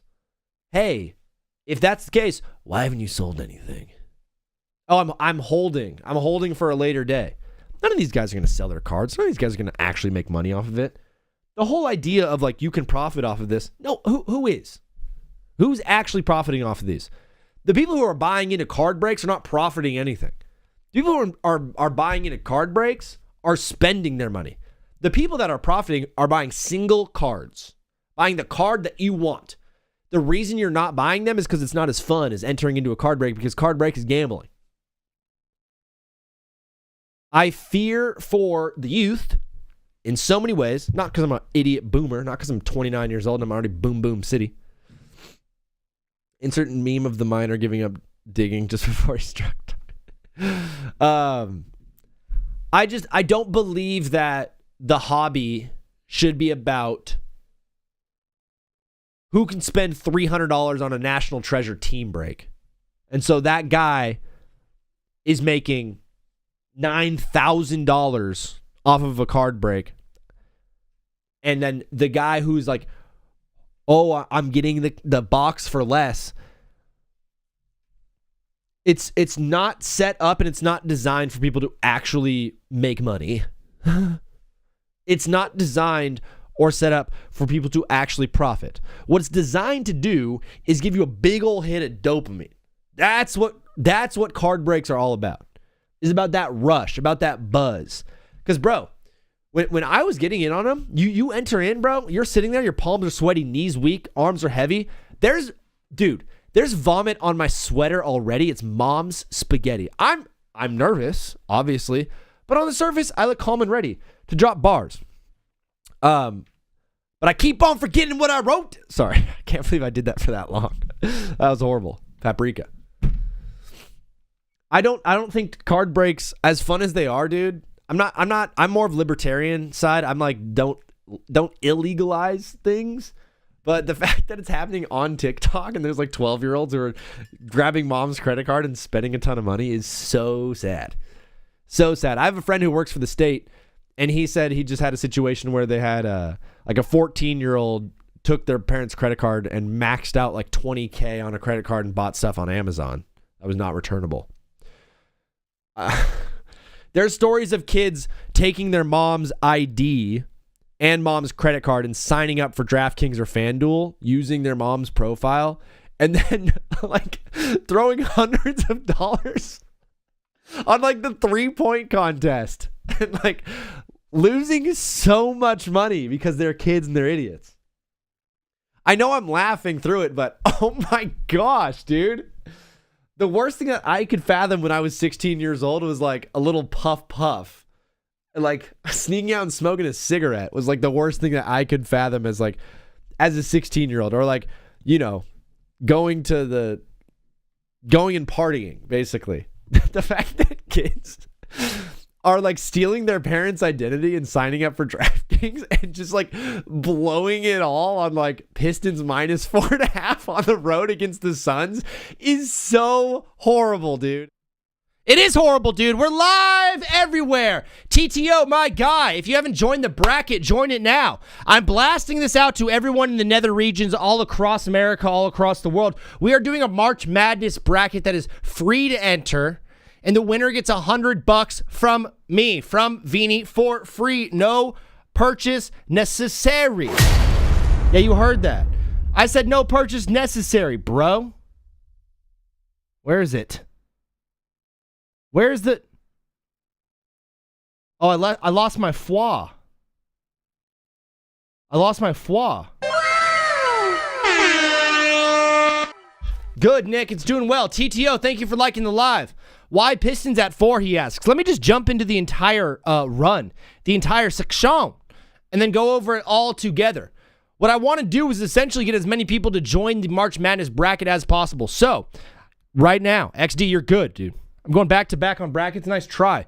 Remember what I said. This thing is free to enter, and the winner gets $100. Please tell all of your homies. Tell your entire school. Tell everybody what's going down for real. Tell everybody it's going down for real. Daddy, chill. Sorry. I need my foie. I'm adding it back right now. I had it originally. I had my foie. You know what I'm talking about? When it's like, foie! This. Ding dong shangji, shinga ding a dong. Celtics better than those both. We got frauded both games. Don't get me started on last night. Funko, I have no idea what you're talking about. You got frauded? I don't know what that means, dog. If you want to call into the show, the number's at the top of the screen. It is 213-352-5216. I'll be live all day until about 5:30 p.m. taking calls. There it is. And my guy, Trey, right off the bat is jumping in. Wisconsin Badgers, Mao Zedong. What a game from Wisconsin to beat Illinois. And now I have Tennessee and I have Vanderbilt on my screen right now. No Tatum, White, Nicola. Yeah, Funko. Yeah, you guys lost by 3. It was a great game. I still think you guys are an awesome team. But they didn't have J-Dub. So it goes both ways. My guy, Trey, what is up, bro? Let the people know your name and where you calling from. What's up, man? I'm Trey, and I'm from Virginia. Funko, TTO, Mao Zedong. Let me know if you guys can hear him nicely because I want to adjust levels and make sure they're perfect. Trey, brother, we had a great conversation last time you were on the show. I even clipped out what you said about Wilt's 100-point game, and it seemed like people were definitely picking up on it. Yeah, I appreciate that, by the way. That was a take that I had been thinking about all day, and it just felt necessary to say. Well, I wanted to put it out, and after you hung up, I kept trying different ways to say it, and I was like, Trey said it perfectly. I was like, I might just sit back and relax and let him do all the work, and I did, and that's exactly what I did. I just put the clip out of you saying it, but yeah, bro, it was a solid take. The funny part is, like, a couple hours later, I heard some NBA heads saying the exact same thing. They might have seen the clip. Dude, listen, like I said in the clip, it just makes sense. Like, obviously, if a guy averaging 19 a game can score 83, then yes, a guy averaging 50 can score 100. And by the way, I looked into, like, some of the stuff after the fact to see who he was playing against, and it makes even more sense. He was playing against the Knicks team that night who didn't have their starting center. The guy he was on was their backup 6'8" center. For the Wizards? Or not for the Wizards, for the Knicks when Chamberlain was playing. Oh, when Wilt did it. Yeah, when he did it, he was on their backup 6'8" center. All good, XD. We'll see you in a bit, bro. Dude, that's wild. I mean, it makes sense, man. He just took it over his head, put it in the basket over and over again. He did. What's up, Nate? Thank you, Logan, for liking the live. Ryan, thank you for sharing it. Funko's in here saying Tatum alone outweighs whoever their injuries were. Yeah, Tatum has a big pull. Trey, we're on the phone right now. Did you watch Thunder and Celtics last night? I got to catch a little bit of it. I think that it just kind of shows what I think a lot of people are agreeing on now, which is that the Celtics, to me, are the best team in the East. Like, they're comp. Yeah. They can compete with the Thunder. Yeah, I mean, they're awesome. I think the Pistons can beat anybody, but this Celtics team, I was just thinking about it with the fellas. Like, they went to the finals against the Warriors in 22. And then in 24, they went back to the finals and won it. Last year, they were the best team in basketball the entire season. And then Tatum went down with the Achilles. And now it looks like they're going back to the finals. This might be 3 finals appearances in the past 5 years. Yeah, well, I mean, it goes back to Mazzulla. Like, he's just a genius. He's just such a good coach. He just knows how to use everybody. He understands how to maximize. Like, a lot of people thought this Jaylen Brown-led Celtics would, barely make a play-in spot. And they're at the 2 seed. Without Tatum competing, Jaylen Brown's an MVP conversations. Yeah. And, you've got, like, Derek White and Peyton Pritchard being incredible. So, Yeah, absolutely. Rose Guy said Lakers are better than the Knicks and debatably better than the Nuggets. Brother, Rose Guy, I'm a huge Lakers fan. I know he's on the Lakers. I'm a huge Lakers guy, so I'll be covering the Lakers all the time. So follow along if you want more Lakers content. Like Judah just followed, thank you. But yeah, we got the Lakers off a big win against the Bulls last night, and trust me, Laker Nation is feeling it right now, dude. Yeah, all right. I'm going to be honest with you. I'm going to have to bring it back down to earth a little bit. All right, the Lakers are maybe a top 6 team in the West. Maybe. And even that is pushing it. The Lakers are extremely top-heavy. They've got, like, a few really good players and then a bunch of mid. DeAndre Ayton cannot stand up to playoff pressure. No shot. And while LeBron is there, Luka can't take over. So they're having, like, an identity crisis of whose team it actually is. It's like this team is just not built to win in playoff time. Dude, they had 137 of the 142 points scored were from starters last night. So when you say top heavy, you absolutely mean it. Brother Trey, we can talk basketball all day. You called into the show. Is there anything specifically you wanted to discuss today? I'm honestly I'm kind of good for whatever. I just wanted to, call in, be the first caller of the show. You know what I'm saying? Let's I want go. to be honored. It's a great honor. There was a record broken last night. So there's two ways I want to go about this. SGA eclipsing Wilt's consecutive 20-point game streak is maybe bigger than the 83 points. I don't know. It's a completely different record, but it's still a great one in general. What up, Railroad Roman? Good to see you, dog. And then, of course, in the NFL, Kyler Murray is a Viking. JJ McCarthy. Are we done with JJ? Okay, yeah. So I'll start with that one. I've been done with JJ since before he got drafted. I said that J.J. McCarthy was going to be one of the biggest draft busts in NFL history. He never had to do anything in high school. He never had to do anything in college. I'm pretty sure there was only one ranked game he played. Caleb, thank you, bro. I appreciate that. Championship year where he had over 200 yards. And that was against Alabama, and it went to overtime for him to do that. Outside of that, this guy just never had to do anything. And as far as, Kyler to the Vikings is concerned, this Vikings team had 9 games won last year with Max Brosmer and J.J. McCarthy. I think there's a decent chance they're a dark horse playoff team. They had, I think, 31 interceptions, which was worst. Or they had the most amount of interceptions thrown last year, and the 29th ranked QBR, and they were 2 wins away from making the playoffs. I feel like Kyler Murray adds those 2 wins to that team. Yeah. I mean, it's very possible. I don't think Kyler Murray is a terrible quarterback. I think he's going to be better than 9 and Max Brosmer. I'll tell you that right now. Definitely better than 9. It's going to be an interesting situation, whatever happens there up in Minnesota. Do I feel bad for J.J. McCarthy? Yeah, I mean, a little bit. The fact that he was taken at 10, though, he must have the best agent in the world, dude, for him to get picked in the first round. Dude, it was, and it was also like Jim Harbaugh when he said, oh, dude, he's the best college quarterback of all time. I've never seen, Jim Harbaugh was hyping him up so hard just because he was a Michigan guy. Obviously, I feel for him as a person because you hate to see an athlete fail, but it just was never going to work. It wasn't going to work. I'm excited to see what happens with Minnesota. I think a lot of teams got better, and I think they're one of them.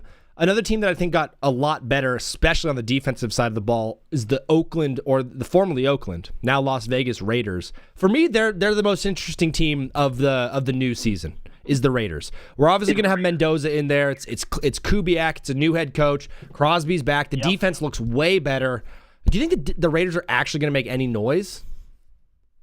I mean, I don't think they'll be a playoff team, but I do think they'll be better. Mendoza is kind of the X factor here. Because it's I expect a Clint Kubiak-led offense to be great, right? Because Clint Kubiak's an offensive genius. That's expected. Yeah. But it adds an interesting thing here. You've got Ashton Genty, so, you've got a run game to free you up. You've got Brock Bowers, so you've got a great number 1 target. And, Fernando Mendoza, man, he's nasty. He's flown under the radar, I feel like, compared to other first-round picks. But, this guy's really good. He is, and Linderbaum is a great addition to that offensive line. That was a terrible offensive line last year. I feel bad for. I honestly feel really bad for Pete Carroll. I don't know why he came out of retirement to coach this team, but it seems like they're just hey Pete, we're gonna really not try at all when you're here, and then the minute you leave, we're gonna spend a ton of money. But ultimately, I think Pete Carroll probably. I was going to say, I think Pete Carroll probably saw Marshawn Lynch Ashton Genty as the next coming of Marshawn Lynch. And that's probably why he wanted to step in, because he was like, maybe I can make something work here. I think he's just too old, man. There gets to be a point. It's a classic I can fix him type thing. But defensively is where I'm very, very interested with this Raiders team. They got Kwity Paye off the edge. They got Nakobe Dean at linebacker, Quay Walker at linebacker, Teron Johnson at cornerback, Eric Stokes, they're going to play at cornerback this year, and of course Max Crosby. That's a good team. Go ahead. That's at least 6 or 7 potential Pro Bowl players. I mean, dude, I think they're probably still trading Crosby. That's my guess. But even without Crosby, right? You're right. They revamped their whole defense. Yeah. Because what it seemed like is Spy Tech was all right, boys, listen, here's the plan. you find any person on the market, just tell me, I'll sign the check. Doesn't matter who it is. I'll just throw names out, I'll sign them. That's what you're supposed to do. If you are a poverty franchise and you're paying nobody, sign some people to make your team look good. I'm with you, dude. Absolutely. Trey, this has been an awesome call. Obviously, today is conference tournaments, and this weekend is conference tournaments leading up to Selection Sunday. We're obviously so fired up for March Madness. Do you have your eye on any team in particular yet, or are you still kind of looking at the field? Well, my boys are playing in 10 minutes. Shout out the Virginia Cavaliers. Yes, playing Miami. Yeah, and number 10 team in the country. I gotta say, we're low key kind of a sleeper. Yeah, absolutely. Yeah, Virginia. It's a historically good team, and they got a good squad this year playing against Miami. Will be very fun. Are you joining our bracket? We're doing a free bracket. Winner gets $100. Yeah, I'll definitely sign up once it starts. Awesome. Yeah, please join. Yeah. It's in the Discord, and there's a link in my TikTok bio if you guys want to join the March Madness bracket. But Trey, thank you for getting us started. We're going to keep it rolling, okay, bro? Yeah, man, appreciate you. Thanks for having me on, bro. Have a good one. All right, peace. My guy, Trey, unbelievable. TTO is in here. Q is in here. Griff is liking the live up big time. Griff, thank you so much, man. It means a lot. That's very helpful. Someone asked about the Lions. The Lions are a team that, listen, last year I thought they were a good enough roster, one of the better rosters in the NFC, and probably should have made the playoffs. Ultimately, I think Dan Campbell got exposed a little bit last year. How reliant Dan Campbell is on offensive coordinator talent became very apparent because I don't want that guy calling plays. We're getting another call right now. What is up, brother? You are live on TBWZ Widescreen Radio. What's your name and where are you calling from? It's Griff. I'm back after a while of being off. My guy Griff is in here liking the live and he's back on the phones. Brother, how are you? How have you been? I've been pretty good. And Griff, where are you from? Just so I can put it on the big screen. DC. Griff from DC, so we're going to go, DC area.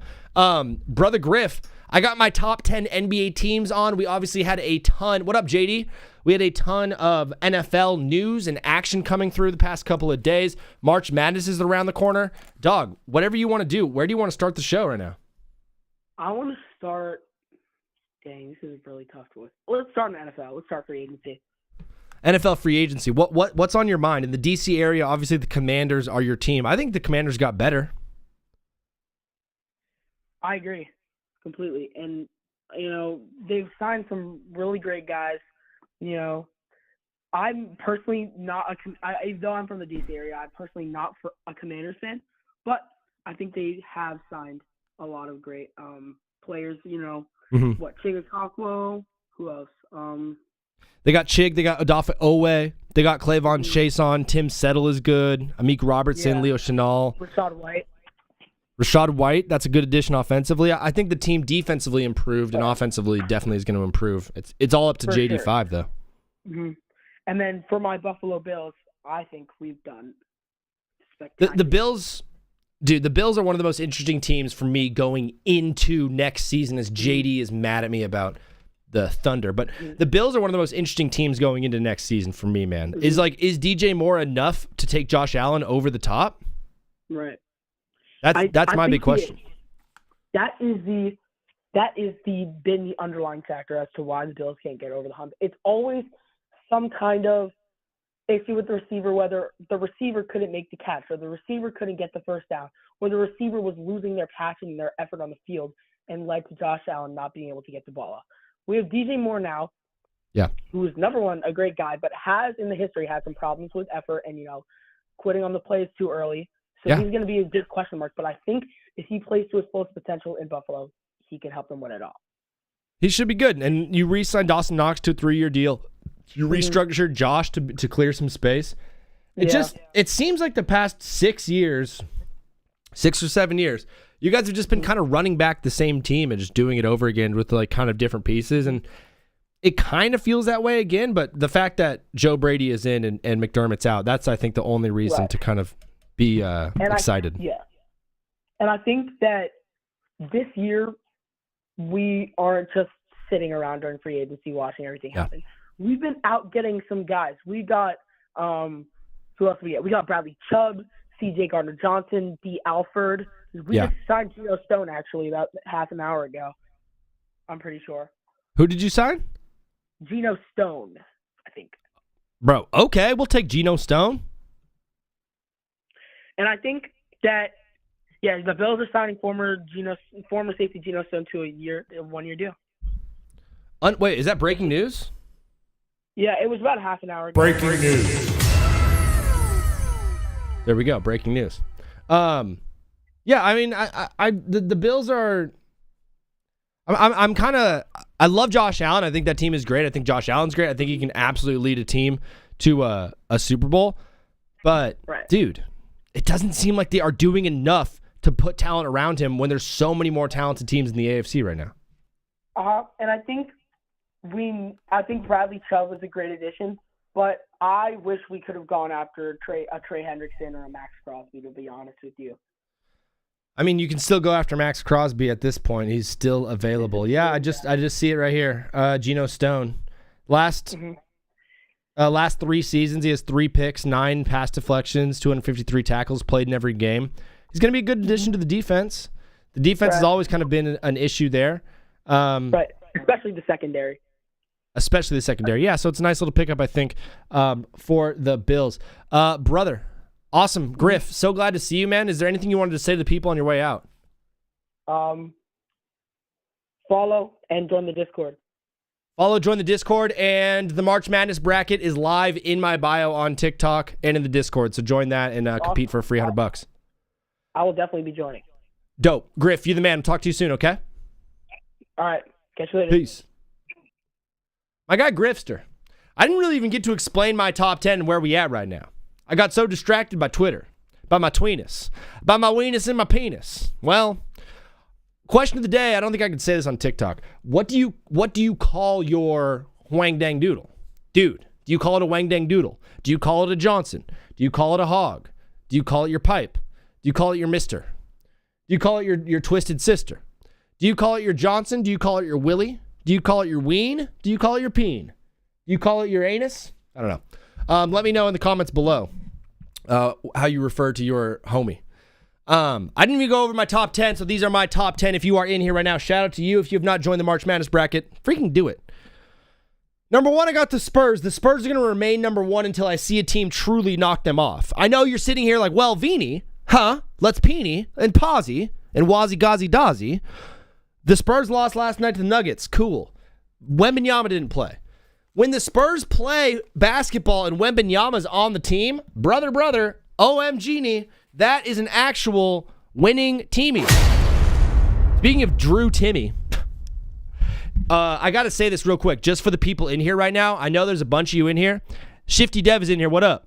I got to go back to work, but I just had to say go Gators. Shout out to you. Shifty Dev, in the Discord, we're doing a March Madness bracket. Join that. Winner gets $100. Last night, the Los Angeles Lakers, at the start of the first quarter, oh my gosh, guys, this is the greatest moment in white man history. We've had some good ones. What are the best moments in white man history? Nagasaki, Hiroshima, Marilyn Monroe standing on top of the grate. What are some of the best moments in white guy history? Larry Bird in general, and then Eminem, but breaking out onto the scene. But last night, on the court for the Lakers at the end of the first quarter, Luka Doncic, Luke Kennard, Jake LaRavia, Austin Reeves, and Drew Timmy. Fellas, drum roll please. OMG, we got the first ever all-white lineup in the NBA. I cannot believe we got it. Shout out to us. What is up, brother? You are live on TBWZ Widescreen Radio. Let the people know your name and where you're calling from. Well, Zach. It's me, the Vic Wembanyama fan from San Antonio, Texas, Jackson. Oh no. It's the Vic fan from Texas. Brother, I got to put your name up on the big screen. Tell the people your name and where you're from San Antonio. Jackson. My guy Jackson from Texas. Jackson, I got the Spurs at number 1. It's the best team in basketball, no? Obviously. Come on, man. Come on now. They're so good. Before we get into that discussion, did you hear or did you see in last night's Laker game, JJ Redick put out a lineup of Luka Doncic, Luke Kennard, Jake LaRavia, Austin Reeves, and Drew Timme. Do you know what all 5 of those guys have in common? They're all white Caucasian males. We had an all-white Caucasian lineup in the NBA. Yo, bro. No, that's crazy. What do you think is fine him for that? I think they're going to get fined for that. What do you think is a bigger moment for the NBA? Was it Bam's 83-point game, Shai Gilly having 127 consecutive 20-point games and passing wilt, or the Lakers playing a fully all-white lineup? If I say the all-white lineup, I'm just going to seem like a Klan member, dude. Well, brother, you and me both. Shout out to us. Well, dog, Jackson, you're calling into the show today. What do you want to talk about today, bro? So I seen you talking about the NBA today. I just want to throw you a curveball. Whoa. What do you think about the Dallas Cowboys free agency moves? The Dallas Cowboys free agency moves? Yeah. I think specifically Rashawn Gary. Rashawn Gary's nice. I think Dallas did most of their moves, if you will, at the trade deadline last year, adding in Quinnen Williams. They didn't have cap space. They cleared up a bunch of money from Dak and only had $10 million in cap space. They were kind of handcuffed. The Cowboys don't really have many moves left. My thing with the Cowboys free agency is I think they maxed out on what they can do. At this point in the season and where they're at financially, I don't think the Cowboys really can do much more. So whatever team they got right now, I feel like this is their team. Okay, now, Zach, I got a hypothetical for you. Hit me. Hypothetically, say I was the GM. Do you think this is a hot take? What up, DJ? If I say that we reconstruct CeeDee Lamb's contract because he hasn't been performing. He just hasn't. He hasn't been performing like George Pickens or, honestly, Ryan Flores. Do you think it would be okay? Do you think it's a hot take, or do you think it's just normal to say that we should restructure CeeDee Lamb's contract to free up more cap space? I mean, you can. All you're kind of doing when you restructure is you're like converting some of the salary into signing bonus and just deferring the contract to a later point. The thing about Jerry Jones is he is a businessman first and foremost. So I don't think financially he wants to do that personally. You know, if Jerry Jones thinks that this is a winning roster, you can restructure CeeDee, but ultimately you're only going to free up maybe 10 or 15 million. Think about it. They restructured Dak's contract and freed up $60 million in cap space, but they were negative 50 in cap, so they only had 10 to play with. So there's not a whole lot you could, even if you did restructure, all I'm saying is you're not going to get a whole lot of juice for that squeeze. You're so right. You're so right. You're an honest man, and I love it. I try. One of the reasons he hasn't really been performing, and Bryson pointed this out, shout out to Bryson, is George Pickens takes a lot of catches away from CeeDee. You know, Dak and him had a great connection, and that's going to continue to happen. The real question is, next season, do you trade away CeeDee Lamb and sign George Pickens to a big deal, or do you let George Pickens walk and restructure CeeDee? I think that's the big question for next year. Look, I'm looking at this Cowboys roster, and all of our star players have had this issue in the past years. And it recently just came up with Brandon Aubrey. And it's kind of there with CeeDee, but it was mainly there with Micah Parsons. And it's about being too greedy for the money. Let's be honest. Micah Parsons, great edge rusher. A top-tier edge rusher. Honestly, like, he's insane, you know? No complaints. But if you force him to the inside, you take him out to play. He's not a good inside. Like, he relies on the outside rush. He can't. He can't switch from the edge rush to the inside rush. Yeah, that's just how Mike has been. He likes to play in that 7 technique, which is outside of the tackle. And that's there's a lot of guys who play that technique. You know, Max Crosby is split out very, very wide. He almost plays like a 9 or 11. 9-11, whoa, shout out. Technique. But that's Micah's game. And you want to like build an offense or a defense around your best player's game.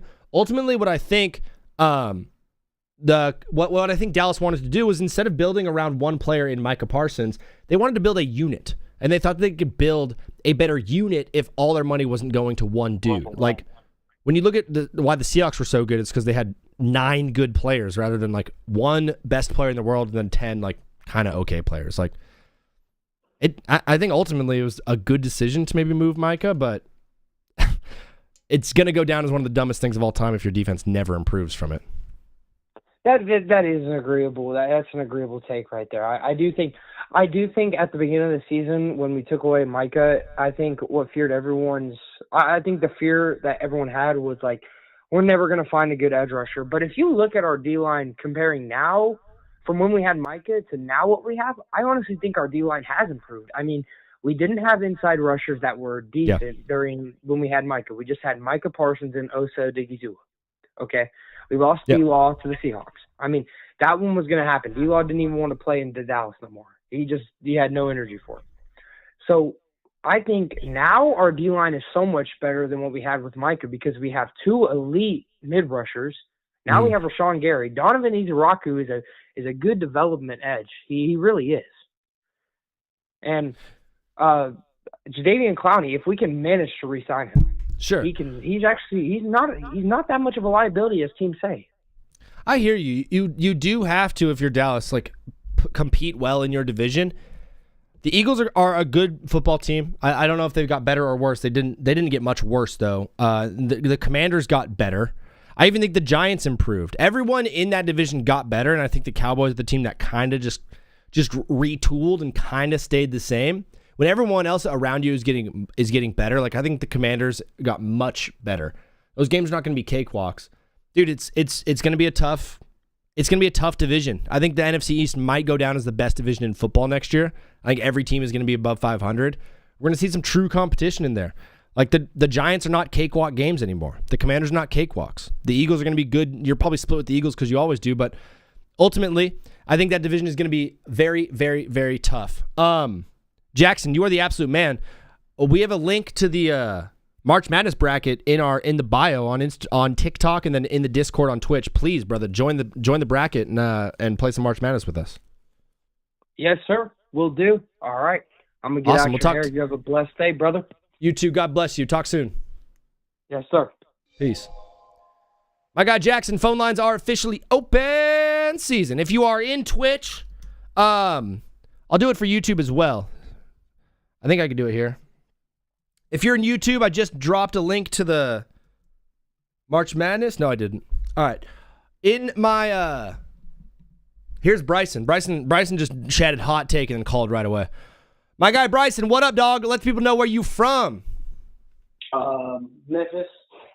My guy Bryson from Tennessee. JD joined the bracket. I saw your name in there, JD. Strong name that you have, brother. If anybody else wants to join in, it is pinned on Twitch, and it is in the link in my bio on TikTok. Bryson, you're calling into the show, dog. How are you doing today? I'm all right. Bro, what can we do to make you better? I don't know. Talk some football. Talk some basketball. Talk some ball in general. Brother, where did you want to start today? I want to talk about what Jackson said. Sure. Before about the Micah Parsons thing. I don't. Okay, if you force Micah inside, yeah, he's quote unquote neutralized. But you don't take him out of the play completely. No. You got to remember, Micah Parsons is Micah Parsons. He'll find a way to get back outside, get around the tackle, guard, wherever position he's playing at that time, and get to the QB. Micah showed it many times last year before he tore his ACL too. People push him inside, and he came right back outside and tackled Jordan Love. I mean, not Jordan Love, the quarterback many times. So you don't take him out of the play. You neutralize him for a little bit. He'll find a way to get back into the play. The only way you take him out of the play is if he's going inside and getting double teamed. If he's getting double teamed, like there's not much he could do about that. He can even still make a TFL by being doubled, but by lining up really, really wide splits of the tackle, it's hard to get double teamed in that way unless you're just getting chipped by a tight end. But yeah, Michael Parsons is still going to be great. He's still going to be him. But was he the final piece for the Cowboys? Not at all. I agree. And I'm not, everybody hates on the Cowboys, but, I mean, you're just hating on them because they're quote-unquote America's team and your team's not America's team. Personally, I don't not like the Cowboys. I don't like them, but I don't not like them. I mean, if they're on TV, I'll probably watch them. Not over Jacksonville, of course, but I'd watch them if Jacksonville wasn't on, probably. as a guy from LA, myself, Yeah. you know, I don't hate the Cowboys. Yeah. But I also never really liked them. But you know, you can't hate a team because they're nicknamed America's team. If you're hating a team nicknamed America's team, you hate America. I mean, that's just that. I mean, yeah, they get hated on because of the success that they had in the 90s and how arrogant and stuff they were. You're a man right now in Memphis, in Tennessee. That's Titan country. How do you feel about the new uniforms and the new logos and the new color schemes from the Tennessee Titans? Well, you know, as a Jacksonville Jaguars fan, I'm liable to say I don't like them, but as a Tennessean and as a native, I mean, as not a native, but you know, as a current occupant of Tennessee, I like them. I know I have a couple family members who are Tennessee fans, and they really like them. It's cool. It's like they're going back to kind of like the old Oilers color scheme with that really powder blue and the red and the white. I think they look fantastic. I mean, yeah. I mean, personally, Titans always had really good jerseys. Just, you know. Just really bad teams. Really bad teams. Good jerseys, bad teams is not a bad place to be because you could still look swag going out at the bar, but no chick is going to take you on because you're a fan of the Titans. Brother Bryson, we're doing March Madness. Please join the bracket. It's free to join. $100 goes to the winner. Do you follow college basketball at all? Oh yeah. Big college basketball fan. Who are you feeling right now, Bryson? Who's your team right now? Well, it's Vanderbilt, and I'm liable to say Vanderbilt, but for being realistic, Florida. Well, Vandy's playing Tennessee right now, so we'll see how Vandy does. But Florida's going to be a very good basketball team. Bryson, you are the absolute man. You've been watching the show pretty much every time I go live. We're also live on Twitch and YouTube, but, dude, you are holding it down in TikTok world. Thank you for being part of the show. Anything you want to say to the people before you head out? Everybody follow. If you're on Twitch, follow my man. He's entertaining y'all every day. And by the way, I just want to say, anchor down, Vanderbilt up by 3 with 5 minutes left in the half. Go Vandy. Let's go. We're locked in. Brother Bryson, we'll talk to you soon. All right. All right, peace. DJ Armstrong. Oh, we got a real DJ in here? Bro. Shout out to DJ Armstrong. Give me a woohoo. Yo, real quick, can somebody give me a woohoo? What about, can someone give me some, like, Indian music or something? That's good. That's good. What about some China music?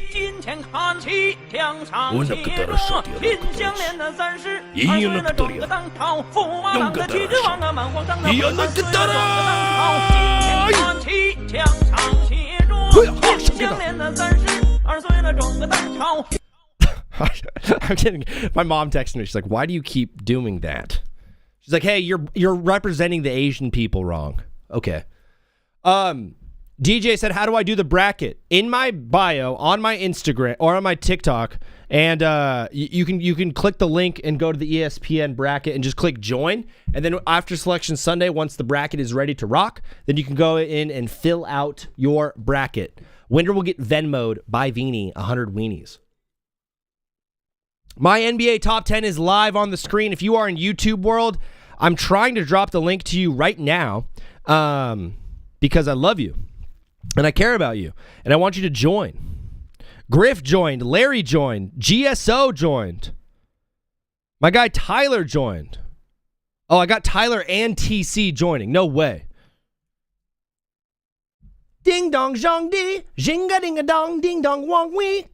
All right, there it is. YouTube people, I just posted it. Shout out to everyone in the YouTube. Shout out to you guys. My top 10 in the NBA is live on the screen. I haven't even explained it yet. I haven't gotten a word out because I've gotten so many calls and you guys have been absolutely crushing it. All the calls so far have been guys who've called in before. No first-time callers. I'm wondering if today is one of those days. Because we get days sometimes where we got no first-timers. We got no mamas and papas calling in and being like, hey, why was... Dude, I'm not going to lie. This is so off topic. I posted something on TikTok and I posted it on IG about some kid that called in on Wednesday and was making jokes about Hitler. Yes, that one, Adolf. And I posted it on TikTok because, yeah, of course I'm going to.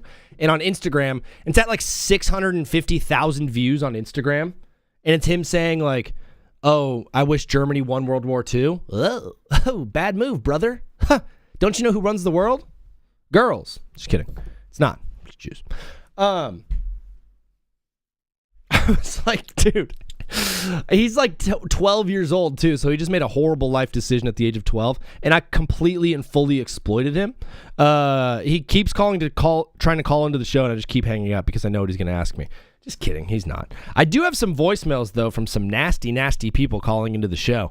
Every once in a while, people call into the show and leave voicemails. Dude, if you know someone who's like could leave a funny voicemail or leave a hot take, I want this phone number at the bottom or the top of the screen, depending on where you're viewing. I want this to be a hot take hotline. Come in, drop in hot takes. I'm going to start the show with going through the voicemails from now on of like, here's all the hot takes I received. I got the hot take hotline on deck, baby. I got bread and butter on deck. I ain't shooting blanks. I'm shooting my shot, brother. That sounded so strange and so weird.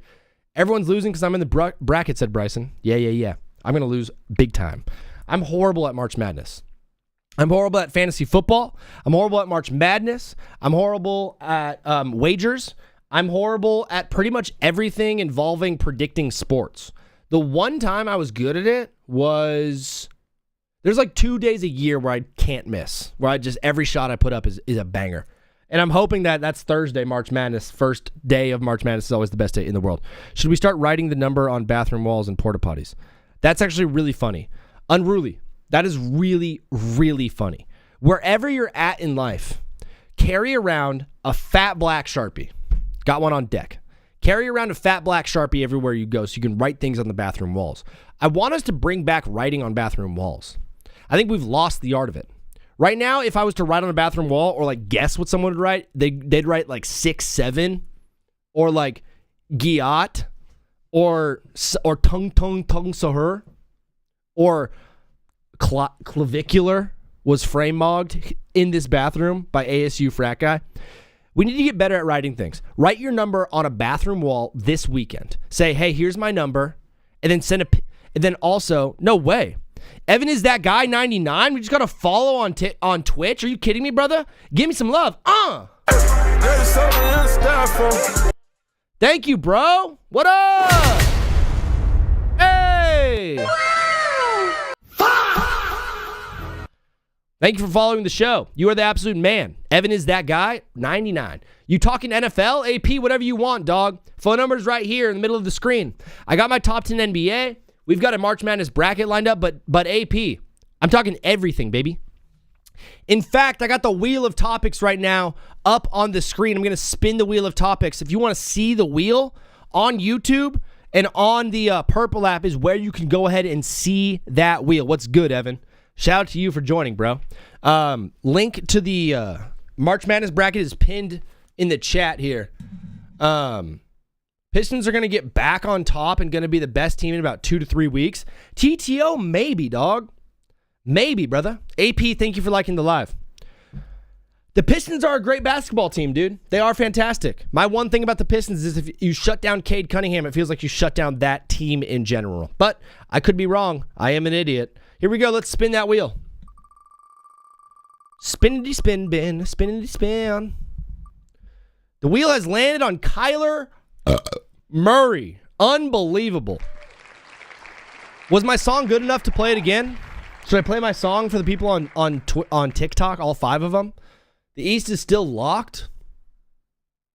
Yeah, I think so. I think you guys should run out with the East. I think you should win that conference. Not that conference. I think you'll get the number 1 seed. I think you'll get home field advantage, so the Pistons should be fine there. But ultimately, it's time to talk about Kyler Murray. Because Kyler Murray?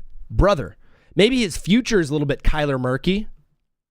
Maybe his girl is Kyler Perky. Come on now. On Thanksgiving, I want to eat some Kyler turkey. Nah, Mom, I can't be having any of that processed food. Just get me some Kyler jerky.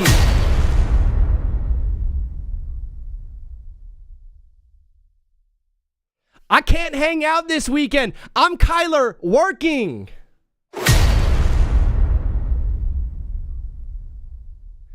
I love Indian people, but man, I can't eat no Kyler Curry.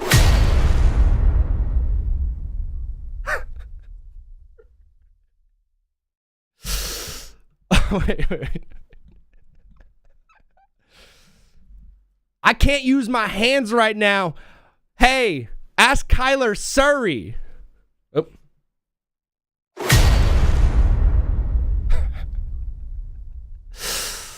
What is up, brother? You are live on TBWZ widescreen radio. I remember the caller ID, but I don't remember the name. Please let the people know your name and where you calling from, dog. What's going on, dog? Austin from Florida. Austin from Florida, my brother. Doing good today, dog. It's like 90 degrees right now in Southern California, so it feels like summertime, but I know it's not. I'm one of those guys who like doesn't necessarily want summer to come so early, but you know, we're here. You're a guy in Florida. You're kind of used to the heat as well, bro. Oh, yeah. Super used to it. It's about 80 right now in Orlando. 80 in Orlando, and you got that Magic City on deck. Brother, you're calling into the show, Austin. What did you want to talk about today? Yes, I am. Well, I know last time we discussed that I am a Miami sports fan, so I kind of want to hear what your opinions on Tua is. Tua is a very interesting situation. It's for me one of the most interesting situations or stories in the NFL that we've had in the past few years. When you go way back, right? Do you remember the 2016 national championship game with Alabama and Georgia when Jalen Hurts got benched for Tua at halftime? I do, very vividly. Do you remember what we were saying the year after that? The next year was tank for Tua, right? It was tank for Tua. I was a very heavy advocate for that as a Dolphins fan. And it was like, he is the man. And then Joe Burrow came on the scene. We're like, okay, Joe Burrow's really good too. But Tua was this otherworldly product. And he got completely screwed by Brian Flores. Brian Flores was a jerk to Tua. And then Mike McDaniel came in and turned him into a Pro Bowl quarterback, a first-team all-league quarterback. And then he broke his head. He would still be a Dolphin. He would still be a good quarterback if he didn't have all those concussions. And I'm going to stand by that one 100%.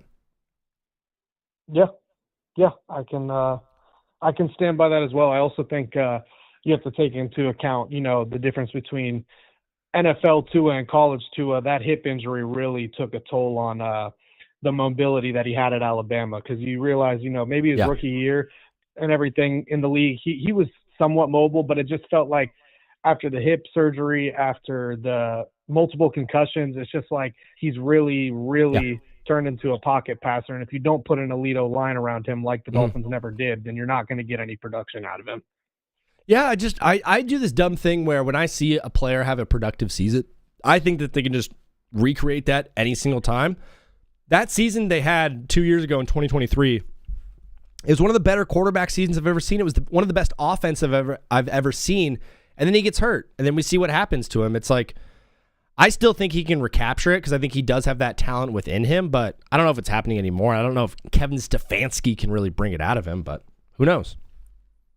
Well, I'll say this is my opinion on it. I mean, I'm very excited with the signing of Malik Willis, but on the other hand, with the release of Tua and seeing him sign with the Falcons, I think the Falcons don't really have too much to lose in that situation, just because they signed him on a 1-year vet minimum deal kind of contract. And he's going to be surrounded by an O-line that is anything better than what he's ever had with the Dolphins. Yeah. He's going to have a legitimate big body X receiver, really two, if you want to consider Kyle Pitts and Drake London both as receivers. Dolphins never gave him that. They gave him speed guys, which Tyreek Hill and Jalen Waddle are elite, but they're not, the bigger go throw it up and they're going to come down with it type of receivers. He's going to have a top 2 running back, in my opinion, in the NFL in the backfield, and he's going to have a 2-time coach of the year. Who's number one? Him. So you said Bijan's top 2. I mean, I think there's a discussion to have where you could, say Gibbs could be number 1. You're already going Jahmyr Gibbs. We're just bypassing Saquon. I mean, there's so many guys. Like, I could even still say Derrick Henry, even at his age. True. I mean, you could still say Christian McCaffrey, too. You know what I mean? Like, absolutely. I just think that if we're going and looking into what next season could be, like I think Gibbs with no Monty I know they signed Pacheco, but I still think Gibbs could really like explode this year. Pause. Dude, Jahmyr Gibbs without Montgomery there is going to be very interesting to see. You brought up Christian McCaffrey. I think we're in the era of just like we have the best running backs in the world playing running back right now, and it's just awesome to watch. There's a lot of dudes, but yeah, the Falcons are going to be interesting. Tua's going to start. I'll put it that way. Tua's going to start the season with the Falcons. I think Stefanski will give him the job, and then Penix with the injury history I think Tua's a bridge quarterback just to get to Penix, but if Tua's playing well, I don't think he's going to bench him. No, I don't think that he'll be benched. I think, honestly, the way that I look at this season with Tua, like I said, he looks like he's in position to succeed with all the things that I had mentioned prior. This is kind of your make it or break it year. I know, and it sucks to say that too, because the guy was just leading the league in passing in 2023, and he was a part of a team that put up 70 on a Broncos team that was one injury away from making a Super Bowl. It's crazy how much that game the Dolphins have declined and the Broncos have inclined. I think about that 70-point game kind of often. I'm like, how after that game the Broncos just went straight uphill and the Dolphins pretty much went straight downhill. And if you got Mike McDaniel now, offensive coordinating for the Chargers, coaching Justin Herbert, who was the guy who was picked after Tua, it's all got to be difficult for Miami Dolphins fans to swallow what's going on this season. The Dolphins are cursed. I'll put it that way. Yeah, they absolutely are. It's because you went 17-0 that one year, and Dan Marino never did it. That's why you're cursed. Brother. Well, that is why we're cursed. It's one of the reasons. Austin, unbelievable time. We're doing a March Madness bracket. The link is in my bio if you want to join. But other than that, dog, thanks for calling in. Say less. I'll take a look at that bracket, and I'll say I'm a fan of the broadcast. So appreciate thank you, bro. Man. Means a lot, brother. We'll talk to you soon. Yep. Peace. My guy Austin from Florida. My guy DJ is in here. My guy Gage Holt is in here. I don't really do that kind of stuff, Gage, but Trey Murphy is a good basketball player. Can't lie. Penix is trash. DJ, Penix is such an interesting quarterback. Such an interesting quarterback. He was so good in college, but yeah, his leg is screwed. Before Austin called in, we were talking a little bit about Kyler Murray. Kyler Murray? I'm not going to do any more rhyming. Evan was like, stop rhyming right now. I hate it. Kyler Murray is such an interesting quarterback, as well as Tua, as well as Penix, as well as a lot of these guys. The intriguing storylines across the NFL, especially in the quarterback rooms. Argument, I don't do requests on here. You call into the show, and I feed the phone call live. It's like a, oh, nice. TTO, what up? Argument, it's like a sports radio show. It's sports radio show live streamed. I'm also on the Purple app, and I'm on YouTube as well. Kyler gets a very unfair treatment, in my opinion. Paprika on all this. Name all of the offensive coordinators, all the geniuses that Kyler Murray has played with. Cliff Kingsbury? Okay. Maybe. The only one that's like, okay, this guy's a legit offensive mind, that a bona fide offensive talent is Lincoln Riley. And the year that he was with Lincoln Riley, he won the freaking Heisman Trophy. Kyler Murray is a number 1 overall pick for a reason. There's been so much talk about him not watching film and him playing too many video games, blah, blah, blah. Do you really think he's unprepared on Sundays? You think that Kyler Murray goes in on Sunday unprepared because he was playing Warzone? You have a job. You have a job. You play hours of video games a night. I'm not saying you. I'm saying you. You feel unprepared for work? When you go in after playing Warzone for 4 hours, the next day you feel unprepared? I never watched Kyler Murray play football for the Cardinals and go, he looks like he didn't read the playbook. He looks unprepared for this game. Never said that once. Every time I watch the Cardinals play, Kyler Murray has the greatest first half in the history of halves and then completely disappears in the second half. That's what I watch when I see Kyler Murray.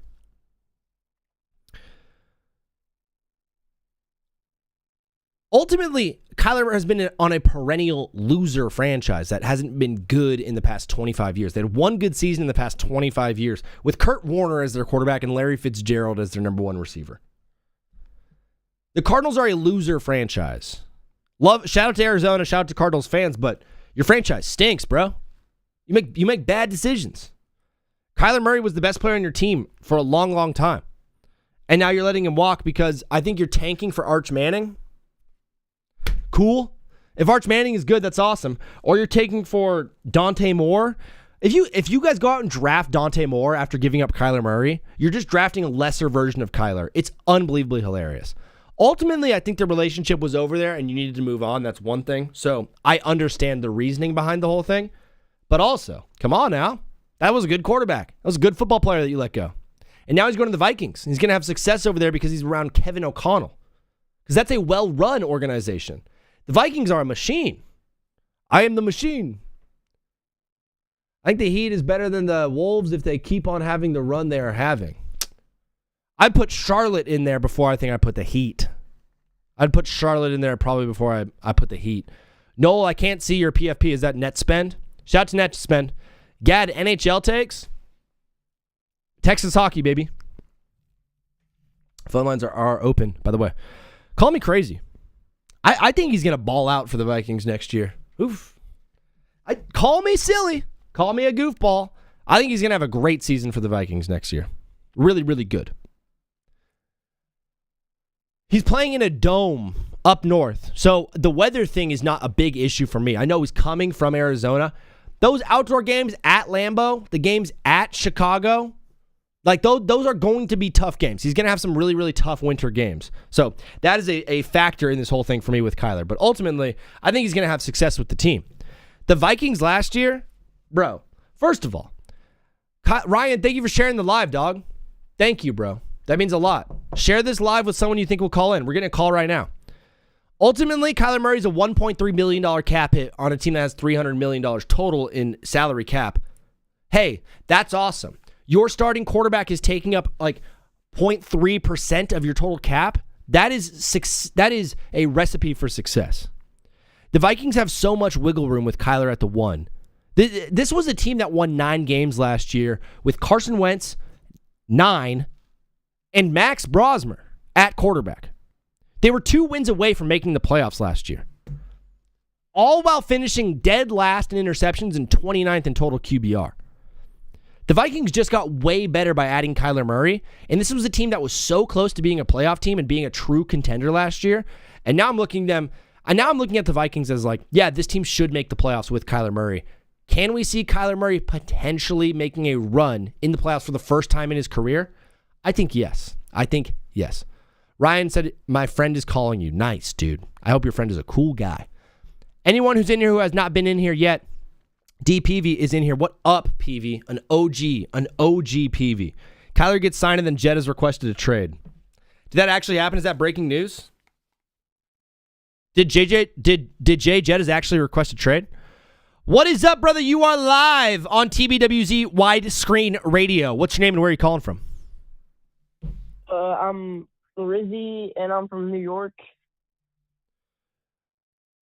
How do you want me to spell that? R-I-Z-Z-I. R-I-Z-Z-I. So Rizzy from New York. Brother, New York's a pretty big state. What part of New York are you in? Long Island. Oh, you're one of them boys. You're a Long Islander. Yep. I love it, dude. I don't know the difference between Long Island and Short Island, but I'm glad you're here. Brother Rizzy, I believe this is your first time calling into the show. I would remember your name, and I would remember Long Island if you had called in before. I'm going to just go out on a limb and assume you're a Jets fan because that's what most people from Long Island are, Jets fans. But, brother, you're calling into the show. What did you want to talk about today? The floor is yours, Rizzy. Bam's 83 points. Okay, question for you, Rizzy. Are you able to answer questions? Yeah. Good answer. Bam's 83-point game. You had SGA passing Wilt Chamberlain for 127 consecutive 20-point games. And then you had the Lakers last night had a starting 5 made up of all white dudes. Of those 3 things, what is the biggest achievement that happened in the NBA this week?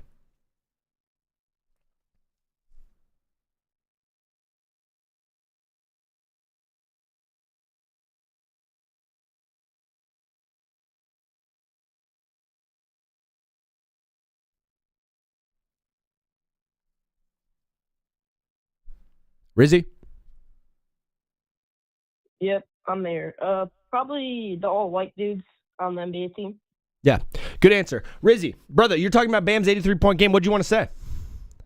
I just felt he's he's the best center in the league right now. He's the best center in the league, better than Nikola Jokic?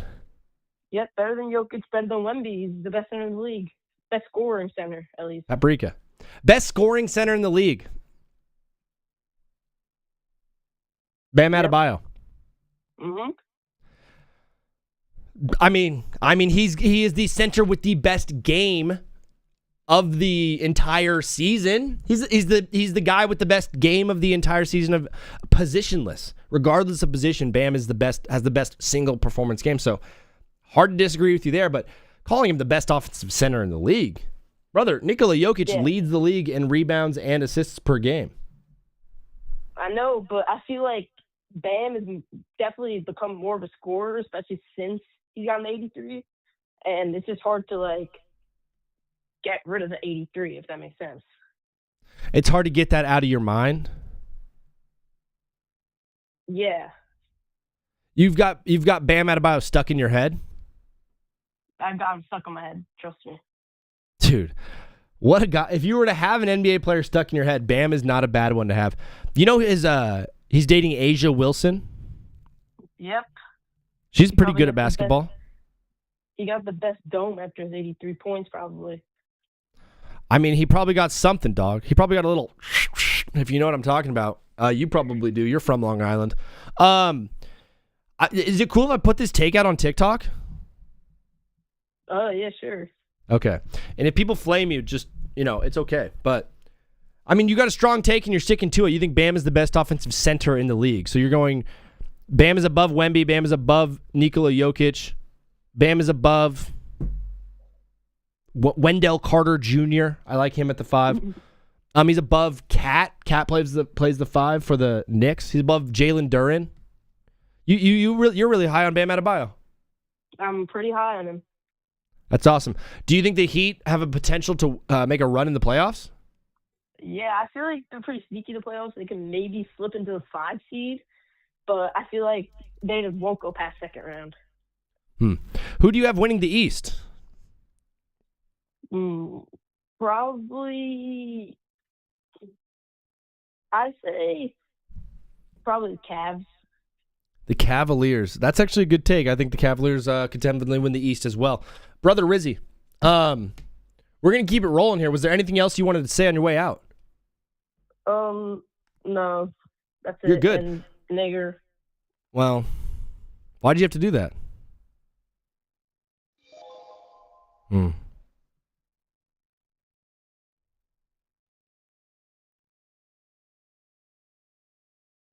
Oh, oops. Wrong person. Give me the beat, boy, and free my soul. Austin, your friend was not cool.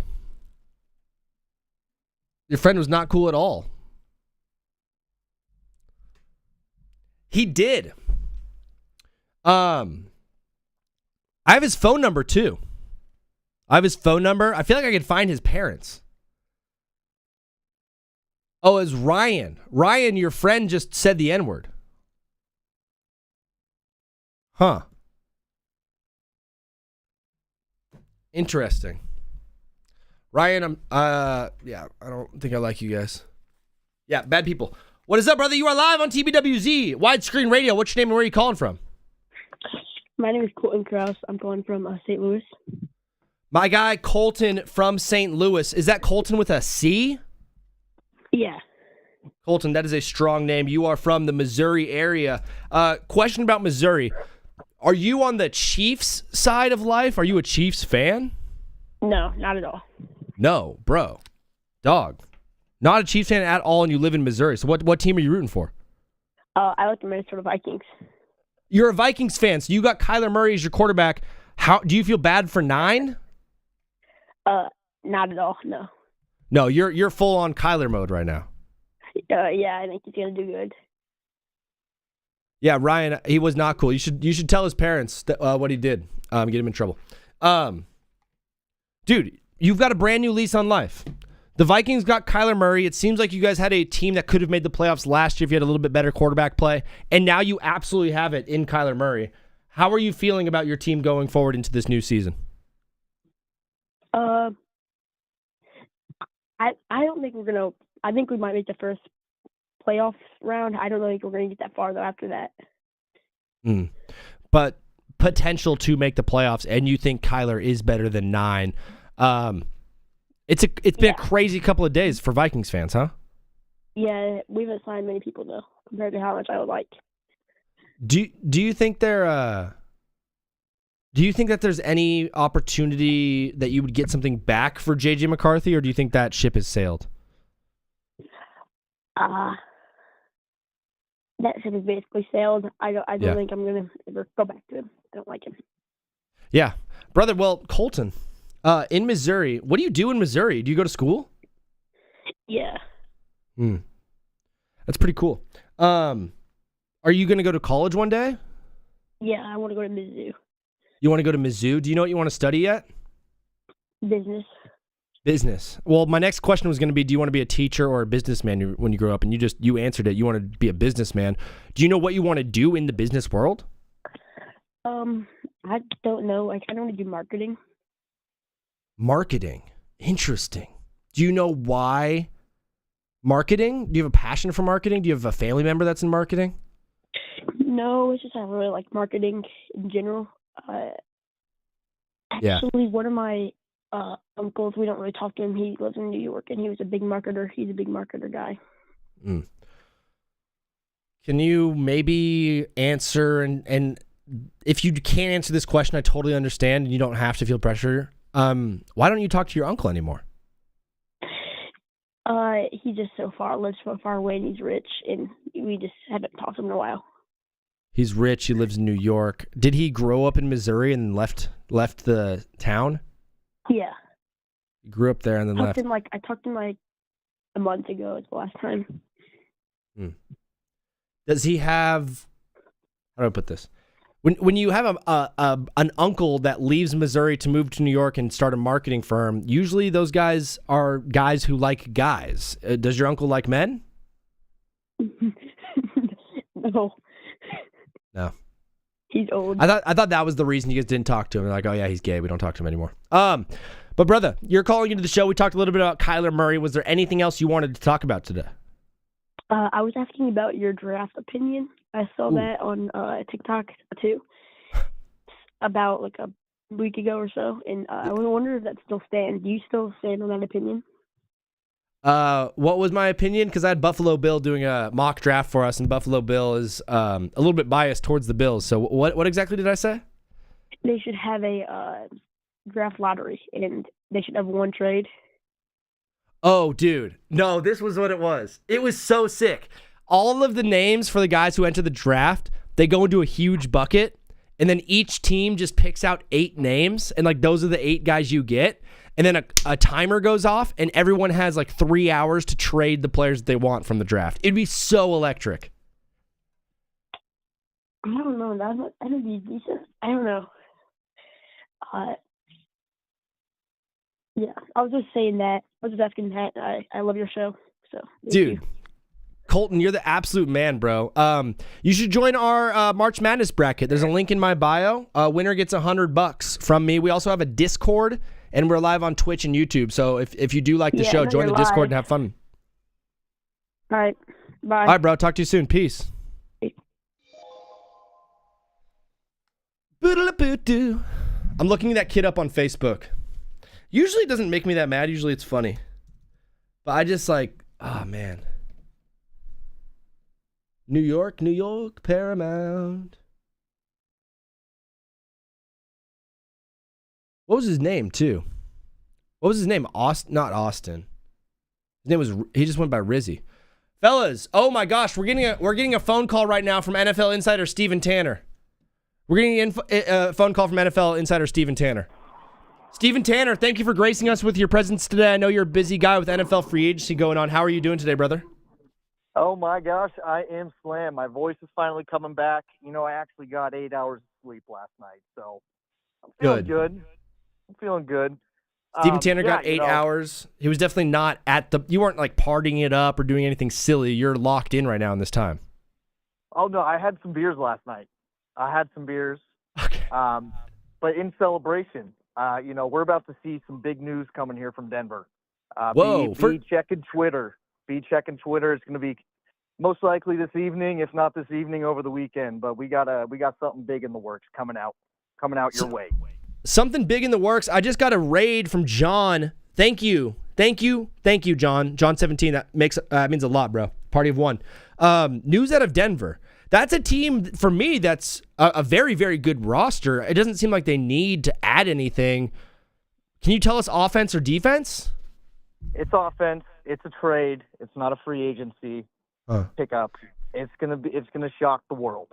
A lot of Broncos fans that have called into the show. That's a little bit of an exaggeration, but it's like I said earlier this week, the receiving core, we're going to be making a big addition. At receiver. It's interesting. I know like you guys do need help at receiver.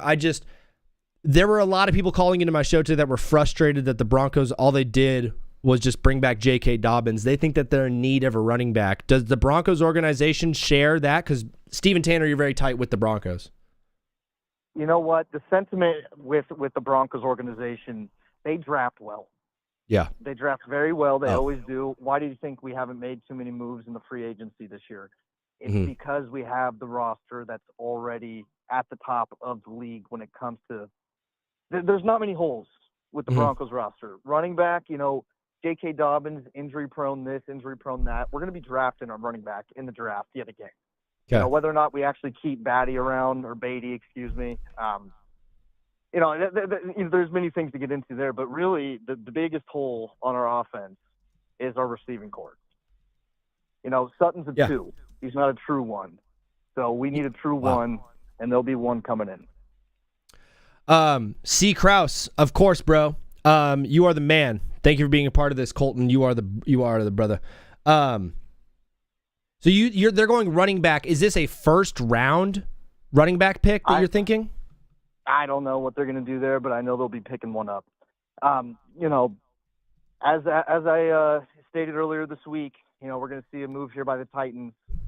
Kyler Murray, can't even talk. Kyler Murray, I was hit the head on the nail on the head. So, Steven Tanner, are you okay? I can't even speak. Am I having a stroke? I might be.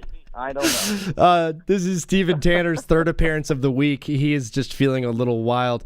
Were you involved in any of that stuff, the Pat McAfee free agency frenzy show? No, that's, hopefully next year I can get my way in there. Or hopefully this show is big enough for you to do that. So obviously Jeremiah Love is going to be the top running back off the from the draft. Jadarian Price, Mike Washington Jr., Emmett Johnson, Jonah Coleman, Nicholas Singleton, Roman Hemby. These are kind of the names that are coming back at me from when I'm looking up kind of top running backs. Is there a specific guy the Broncos have an eye on, or are they just going to wait till there's a spot in which they could take running back that they like? They really want Kenyon Sadiq. Oh. Are we going to make a trade to make that happen? I don't know. I think he's going a lot higher than he was originally projected. But I think we might see a move by the Broncos in regards to trading for a draft pick. Moving up in that first round, I think we'll see a running back just as R.J. Harvey was last year, second, third round. They really, George Patton and Sean Payton, they really do have an eye for talent. A lot of people passed over Harvey. Look at what he did last year. In the postseason, he looked phenomenal. He did look great. The tackles. So I think they pick up a power back. Whether or not he gets a lot of workloads, that's to be seen. But yeah, I think from what I've heard, Kenyon Sadiq is on the list of people they want. So if there's a way that they can make that happen, they're going to. I know that. But yeah, I just wanted to touch base with you guys and gloat a little bit. Who told you about Murray first? Where'd you hear it first? Yeah, we heard it from you first, ST. There was also some news you dropped about the Tennessee Titans. Did that come through? Anything with the Titans there? Been made official? Pay attention this weekend. they're, it slowed down at the end of the week here. People are trying to, move their chess pieces around, seeing where things can make sense financially, and also, not paying an arm and a leg when they don't have to. So I do got to get running here, though, Zach. I got a phone call coming in. Yep. But thanks for having me on the show, brother, and keep on rocking. Thanks, ST. Talk soon, brother. Yes, sir. Peace. Give me the beat, boy, and free my soul. Colton Krause. Bro, you're the man. Sorry for first name, last name, but there I am. Yeah, Kenyon Sadiq looking like the move that the Broncos are going to be trying to make. This number that's calling me right now has called me 17 times today. Do I answer it? I'm going to take this call before I take that one because I need you guys' advice. Should I take the caller that's been calling me a million times? What is up, brother? You are live on TBWZ Widescreen Radio. What's your name and where are you calling from? My name is John, and I'm from Far Rockaway. Can you give me a state? New York City, New York. Unbelievable. We have another New York caller, and his name is John. There are 8 million people in New York City, right? Yeah, around there. I think so. Do you think there's 500,000 Johns? Do you think there's 500,000 Johns? There might be. There's a lot of Johns. I know a lot of Johns. You know a lot of Johns. And also, there's the other word for John, toilets. I think there's more toilets. Are there more toilets in New York or doors? That's a good question. I'd probably lean doors. And then I can't now. I know. Let's talk about. We'll talk about sports in just a second. But the conversation topic of are there more wheels in America or are there more doors in America is one that I always go back and forth on a million times because every car has 4 wheels, but not every car has 4 doors. And but every house has multiple doors, but not every house has multiple wheels. Yeah, I don't even. If you live in a house that's on wheels, I don't even know if that's a house. So we're going to be going back and forth on that a lot, John. But you're calling into the show. Are we talking about the Knicks right now or what? I want to lead in the direction of the New York Giants. Let's do it, bro. Yeah. So the Giants, obviously, John Harbaugh brought a ton of guys over from Baltimore. But then again, Daboll poached a ton of guys and brought them to Tennessee. I posted that, and a bunch of New York Giants fans were like, those guys were washed. We didn't care. You obviously got a lot from Baltimore. How are we feeling right now after 3 full days of free agency? Feeling great. That fat guy named Brian Daboll, he's trash. Get him out of here. He could take all those bums from New York. I don't care. The only guy I care about is Wandale Robinson, and better things are coming with Carnell Tate. That's where I'm going to go. Carnell Tate. Yeah, Carnell Tate is going to be a piece there, obviously. New York, I didn't say anything right there. I just totally got lost in the sauce. The whole thing about New York is is Jackson Dart going to be the man? Because we've seen quarterbacks take a step back their sophomore year. I like Jackson Dart a lot. I'm an Ole Miss guy through and through. What's the city feeling about Jackson Dart going into year 2? Right now, they're more focused on Jalen Brunson, but when it gets to football time, Jackson Dart's the guy. Jackson Dart, everyone loves him, but there's a little worries, especially from people that watch the Jets, because they all know most quarterbacks do not succeed in New York, but I think he's the missing piece of the Giants. Why is that, man? Why does every quarterback have such a hard time succeeding in New York? Even a guy with perennial talent who came there like Aaron Rodgers, I know he got hurt, but he still struggled there. Brett Favre, when he became a Jet, still struggled there. Why is it hard to play football or quarterback specifically in New York? Those two guys were like on the back end of their career. So I would consider like Zach Wilson, Sam Darnold, Geno Smith. Like those guys are just like, I think the lights were too bright. Not trying to quote Jared Allen, but the lights were way too bright for them. They just couldn't handle the media. It's what it looks like. It's like the lights were bright and they couldn't handle the media and they just wanted to go out and play football, and that's not really how New York works. But it seems like the lights are not too bright for Jackson Dart. That's a guy who played at USC. That's a guy who played in the SEC. That's a guy who beat Georgia at home. It's a dude who's used to some big-time games. I think Jackson Dart is the perfect guy for New York City. And his girlfriend's bad, so I think that's going to help him.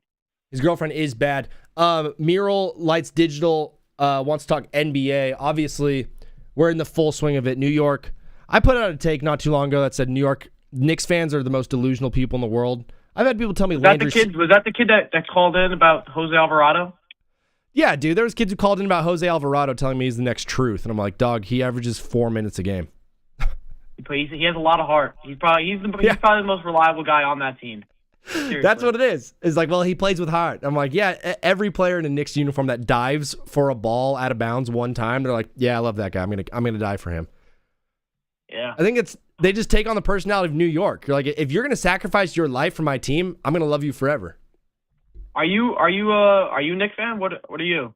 I'm a Lakers fan, so we're delusional too. Yeah. Do you think the Knicks have a chance to win the chip this year? I think the Knicks still, for me, probably have the most talented roster or the most talented 5 in the East. So I absolutely think they can get to the East, and I think if you get to the finals, you have a chance to win it. My one thing is Mikal Bridges is so inconsistent, dude. He needs to average 25 points in a playoff series for you guys to win that series, in my opinion. I don't know if I trust him to do that. We have the best point guard in the league and the best center in the league, so I'm not too worried. I think Mitchell Robinson is like such a difference maker on that team for the things he does off ball. Mikal Bridges, with what you sunk into him cost wise, he needs to be that second option. He needs to show up every night. Like, I know Cat is getting. Cat's getting paid too much money to just sit there and be zesty on the court. I mean, don't get me wrong, he's a little hot, but it seems like we get these games where 2 of the 3 go off, or 1 of the 3 go off, or none of them go off, or all of them have 15. Like, how come we haven't had this game? Like, you see it with the Lakers all the time.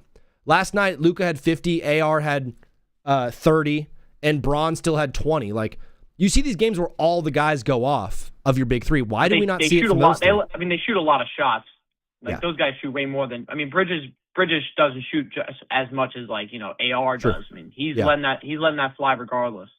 Yeah, that is true. I think his inconsistency is not knowing his role fully with Mike Brown. Like, he doesn't. He's like, do I take 10 shots? Do I take 5 shots? He doesn't. Yeah. I think he's like a little. I think OG Anunoby's probably the third option for the New York Knicks right now. He's consistent and he's great in the playoffs. OG as the third option was not something I was thinking. OG is the one guy on that team that just keeps his head down and plays ball. I love that kid. I think Shamet. I think we're going the way of Shamet. Shamet's like the 4th option for this Knicks team. I know people kept talking to me about Shamet. I like Shamet. Landry's a good player, but like typically on the road in the postseason is where those role player types disappear, and you need to rely on your stars. And one of your stars is Cat. One of your stars is Bridges. And like you need to rely on those guys on the road at Detroit. That's a team you guys have struggled with all season. Like that game's not going to be easy. Home, so I'm not too worried about that. You know, if we have a better bench, and we got Deuce coming back, so I'm not worried about that. Yeah, you do have a better bench, and if you shut down Cade, you kind of shut down the Pistons in general. I think New York absolutely has the juice to do it. I think one of the weirder moves that they made was getting rid of Thibodeau. I think the team has lost physicality. I think yes, but you knew that the guy's good at rebuilding franchises. He's good at really getting a team to a certain level. He's not going to bring you to the promised land. Like, he couldn't do it with D Rose. I mean, didn't he coach him? He's coaching in Milwaukee right now, right? Milwaukee, is that where he's at? Thibodeau, he's an assistant somewhere. Yeah, but he's proven that he can rebuild a franchise. He can be great, but he's going to run his players to the ground, and that's what he did with Brunson. He did it with obviously Derrick Rose. So I think it was a good decision, but I think they should have tried to lock up a coach before, because remember they had like a month phase where they had no clue who's going to be their head coach. Yeah, that was a weird time in New York sports. There's a lot of talk going already in the offseason about LeBron James. This is a guy in the past that you tried to get. Is there any chance LeBron? Well, is there a better chance LeBron is a Knick or Giannis is a Knick next season? There's a better chance that I'm a Knick than LeBron James being a Knick. No one in New York wants LeBron to be a Knick. We hate him. I mean, there's not much I can say off of that. That's just the sentiment of the city of New York. You're just a Bron-hating team. I mean, yeah, I think Tyrese Halliburton. I think I'd rather have Tyrese Halliburton as a New York Knick than LeBron James. That's how much I do not like that dude. Would you rather have Jose Alvarado and Landry Shamet or LeBron James? Do I want two guys who are going to play harder, or a guy that's on the ground for a minute and 30 when he gets poked in the eye? Would you rather have Zion Williamson or LeBron James? Zion. You can keep going. You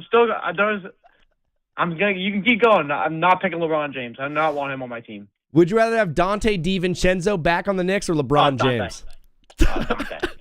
Dante. Oh, bro, John, this was a great call, man. Was there anything you wanted to say to the people on your way out? Not much, man. Dog, we have a March Madness bracket linked in my bio. Winner gets $100. It's free to enter. Please join in, and we'll talk to you soon, okay, John? Let's go, Knicks, baby! Yes, sir. Yeah! Peace. Go Cat! We even got the little kid in the background. Dad raising him right. Bro, I teed him up so good with the Zion one. Teed him up so good with Zion. Because I know, in his heart of hearts, I know he'd rather have LeBron than Zion. But he was too deep in the take. Deep in the take. I'm giving this guy one chance because this number has called me 17 times. JD Walker still in here. Noel still in here. Splash, Prods, what up, dog? Brother, you've called me 7 or 8 times today. Who is this? Today, this is Nick. Oh, this is Nick? Yeah, bro. Me and my friends were trying to get a hold of you, but you wouldn't answer. This is Nick. And where are you from again, Nick? Nebraska? Nick from Nebraska. Yeah. Dog, you kind of went viral on Instagram. Yeah, I know. Dude, kind of funny. You popped off. Nick, you said you and your friends were trying to call me all day, but I wasn't live, dog. Well, I'm live now. What did you and your friends want to say to me? Oh, well, my friends left. We were on the bus, but we just wanted to talk about, like, the same things that we used to do, and I was wondering if we could clip this again, too. Yeah, potentially. If we get some funny stuff, I'd love to put it out. You said you were on the bus. Yeah. What kind of stuff goes down on the bus? Is there any hand holding going on, or are there any first kisses that happen on the bus? I want to know. Today, my neighbor on the bus kicked me on the neck. How the heck did they get their foot all the way up to your neck? Well, he just because he kept telling me my stuff are fake because I got it from the fake Nike outlet, but I went to Nike when he got clearly fake things, and then he got so mad he just he was next to me and then he just kicked me with his foot and it didn't even hurt. He's weak. Dude, you sit next to Mr. Elastic, able to get his foot all the way up there. What kind of Nikes were you rocking today that he thought were fakes?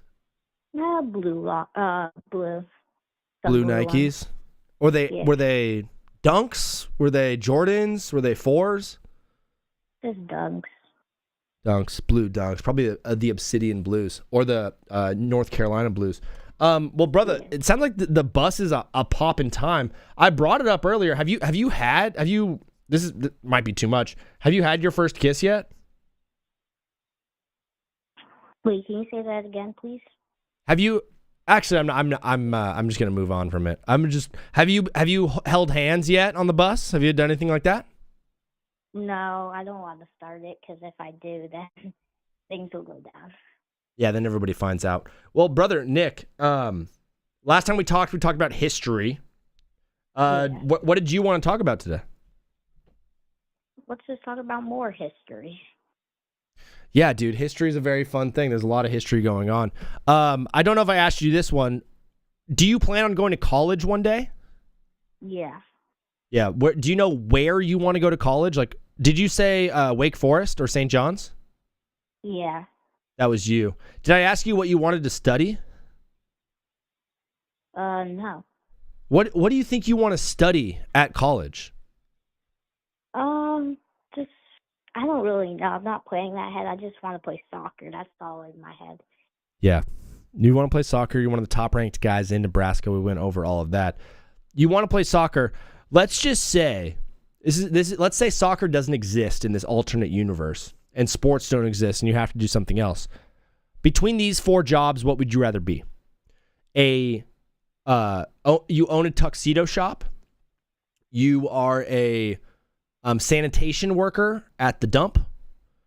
You are a veterinarian, or you are a bartender. Of those 4 jobs, what would you rather do? The third one, veterinarian. You'd want to be a vet. Do you have any pets?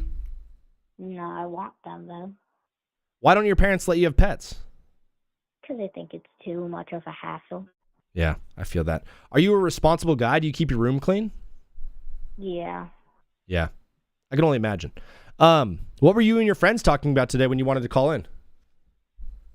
We just wanted to say hi to you. That's basically it. Yeah. Do your friends watch the show? Yeah, I actually shared them to them yesterday, and now they watch it. Dude, that's so awesome. That you just added some fans to the lexicon of this show. You've made us a conglomerate. Fun fact, I used to, yeah, that's actually true, PV. I used to work at a tuxedo shop. Did you know that? No. Yeah, I also used to work at a hotel. I used to work at a bar in Los Angeles. And I used to work at In-N-Out Burger. And I used to work at a men's clothing store. And I used to work at a marketing company. And I used to work as a tour manager and producer for comedian Trevor Wallace. Ah. Yeah. Have you ever had a job? No. No. Have you ever ran a mile before? Yeah, I actually do the turkey trot. It's like our school fundraiser. And I also do track, and I do the 400. So that's a mile.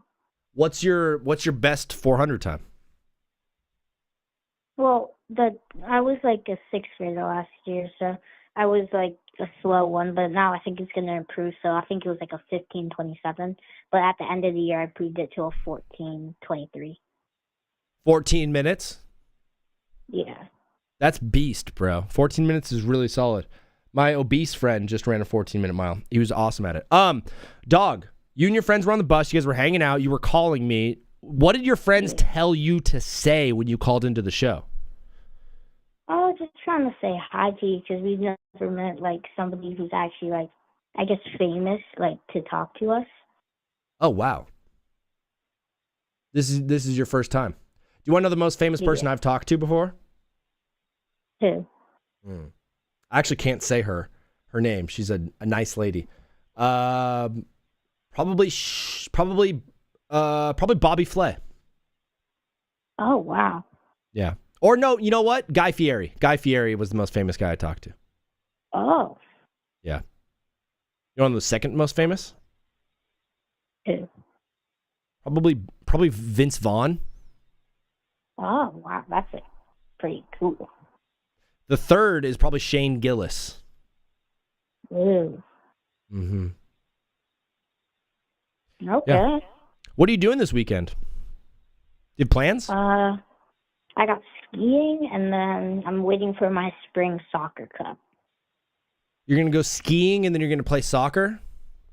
Yeah, when the cup starts. When the cup starts. I'll tell that story in a second for Kraus and for JD. But where are you going skiing, my guy? I want to go to like the northeast. The northeast of Nebraska, or like you're going to Vermont? No, like the northeast of America. Oh, you're like going to Vermont? Yeah, like somewhere over there. That's super cool. If you ever come over to the West Coast, we should link up. Yeah. Yeah. Brother, my guy, Nick from Nebraska. Yeah. Is there anything you wanted to say to the people on your way out? Hey, just be kind to everybody, be peaceful, don't let people get in your head, don't get people mad, just get everybody fine. There's no need for fighting in this world. Nick, that's so awesome. Great sentiment. Dog, in my bio on TikTok, there's a link to join our March Madness bracket. Please, you and all the homies, you're invited to join. Please send it out and join the bracket, okay? Winner gets $100. Hey, I got you. Awesome. Nick, we'll talk to you soon, okay? Okay, bye. Bye. That's my homie Nick right there on the way out, spreading peace and love.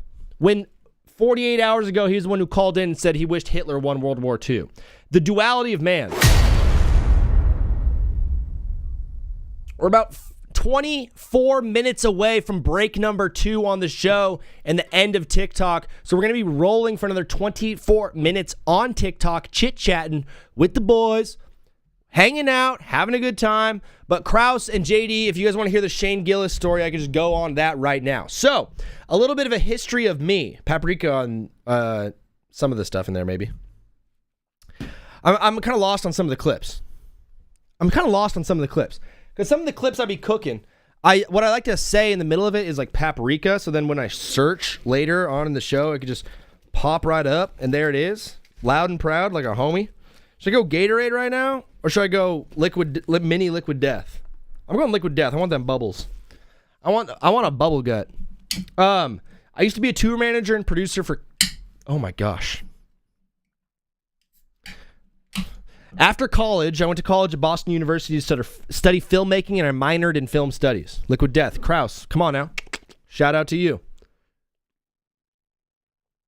After college, I went to Boston University. I studied film studies, and I minored in film studies, and I majored in film production. I was a PA on a Netflix movie out there called About Fate with Emma Robertson. I moved to Los Angeles.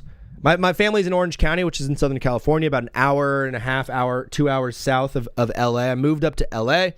And then when I got to LA, my friend was a very connected person in the industry. We got very, very connected. And he connected me to Trevor Wallace, who was looking for an assistant/producer type person. And I got connected with Trevor, and I became his producer and full-time tour manager. And I worked with him for 2.5 years. We traveled the entire world together. We went all over the country together. We went to Florida. We went to Massachusetts. We went to Virginia. We went to North Carolina. We saw Mr. Beast up there in Greenville. We shot a video with Mr. Beast. We've been to Vegas. We've been to Vancouver. We've been to Toronto. We've been to Wisconsin. We've been to Chicago. We've been to Kentucky. We've been to Tennessee. We've been to Texas. We've been all over the world together. One of the shows that me and Trevor did, do I still know him? Yes, I talked to him yesterday. Our 1 year anniversary, a year ago yesterday, we were in Vancouver for the first leg of the tour that we were on. About 2 years ago now, 3 years ago almost, the Super Bowl was in Las Vegas. For that time, we had a brand deal lined up with Taco Bell. So we're going to shoot something with Taco Bell. What we did is we added a show at Wise Guys, the Arts District in Las Vegas. Shout out to Wise Guys. It's a great comedy club if you're ever in Vegas. When we were out there, Bert Kreischer and Tom Segura were headlining a show at the MGM Grand Arena, which is underneath the MGM Grand. That's where all the big fights are. That's where like Floyd and Pacquiao fought. That's like where all the biggest things in Vegas happen, is at the MGM Grand Arena, basically, before they had the Sphere. They were performing a show there. Trevor and his Bert's agent reached out to Trevor and was like, hey, would Trevor like to do 10 minutes up top on the show and open the show for Bert and Tom? And we were like, let's do it. So we made a whole weekend out of it. We had the brand deal. We had the Taylor Swift video that we shot, because that was the Chiefs and the Niners Super Bowl. So we shot a video about Taylor Swift that went dummy viral. And then we had a show. What up, Hunter? Our own show, and then the Bert and Tom show. Little did we know, opening the show as well was Bobby Lee and our friend Shane Gillis. So Shane Gillis was going to be opening up the show along with Bobby Lee and Trevor. This was awesome. This was very, very cool. So when we got to the green room, I know, it's awesome. Shane Gillis brought so many people. He brought Nate Diaz. Jimmy Fallon was there. Guy Fieri was there. Vince Vaughn was there. Pauly Shore was there. There's a bunch of heads at that show. Sean Evans of Hot Ones was there, which was interesting. He's a really cool guy. Sean Evans was a great dude. Shout out to Sean Evans. Nice dude. We went out with Sean Evans after. We had a blast at Omnia. Martin Garrix. It was fun. Shane walked into the green room with his dad, and I was like, what up? I'm Zach. And he's like, yo, I'm Shane. This is my dad, Phil. And I was like, what's up, Phil? And then Phil is just like, it was so hard to get into this place. And I'm like, I know, man. It was a maze. And then I turn around, and Shane is like, Shane's already gone, talking to like Nate Diaz. And I was just like talking with Phil. And I got stuck talking to Phil for like 10 minutes. I was just talking. I was locked in with Phil Gillis. It was awesome. It was a great conversation. It was super cool. Later in the night, Will Levis was there for whatever reason. Will Levis, And there was another tight end that was there. And then, Gabe Davis. Gabe Davis was there. Gabe Davis was in the... I went to go pee in the green room, and I was peeing right next to Shane in the urinal. And he, like, made some joke, and I was like, dude, Will Levis is so big. And he's like, yeah, man, Will Levis is huge. And I was like, all of the NFL guys are, like, so surprisingly big. And he goes, yeah, they are. Except for Gabe Davis. He's like, Gabe Davis is a sissy. He didn't say that. And I was like, oh, I didn't even know Gabe Davis was here. And he's like, yeah, because he's so small and weak.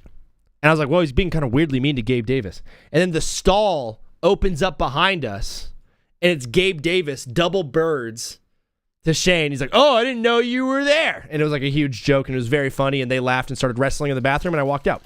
That's my Shane Gillis story. Shout out to Shane. Shout out to us. Shout out to you guys. Shout out to everybody in between. Shout out to the weenies, and everything in between. JD Walker, my guy, you are still rocking in here. Oh. I just got banned off TikTok. Your access to go live across all channels, including multi-guest, will be restored on 3/16.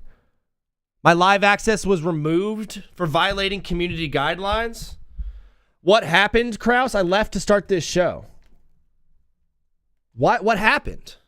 'Cause I was talking about pee-pee? Hate speech and hateful behavior. Guys, was I hate speeching? Did that sound like hate speech to you guys? It sounded like I was telling a cool story. Who the heck did I hate speech?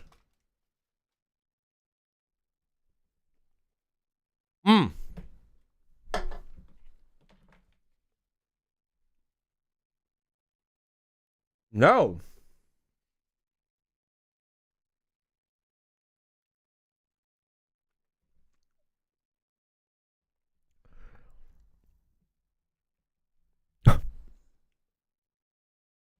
Did I hate speech you, Kraus? Was I just hate speeching? I just legit got in trouble from TikTok.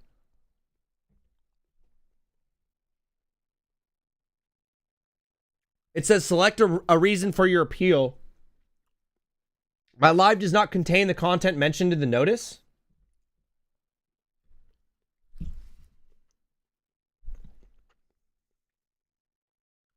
I was telling a story about meeting Shane Gillis, and I got banned. I didn't say anything wrong, comma. I don't even cuss on my show at all. I keep things... Oh, someone did say the N-word pretty loud on the show today. I keep things very clean. So I am shocked by this decision. Submit. Media doesn't like Gillis. All right, appeal submitted. I guess we are off TikTok Live. Fellas, it happened quick. That's how it works. That's how it works around here. 1 minute you're on top of the world, the next minute you're on the bottom. I did say sissy. I meant to say pussy. Shane Gillis is like, yeah, except for Gabe Davis. Gabe Davis is a huge pussy. And I was like this. Whoa, gosh. I was like this. Shake, shake, shake, Sonora. Shake your body out. Work, work, work, Sonora. Work it all around. That's what happened. I want to do this. I cannot stop doing this.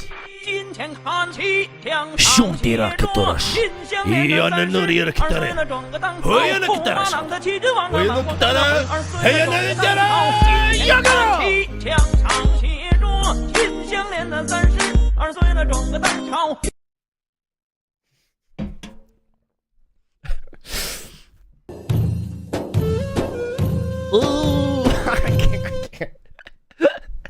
That one, I don't know why, but the China one is like, is obviously, it's clearly racist, but I'm about to do it again.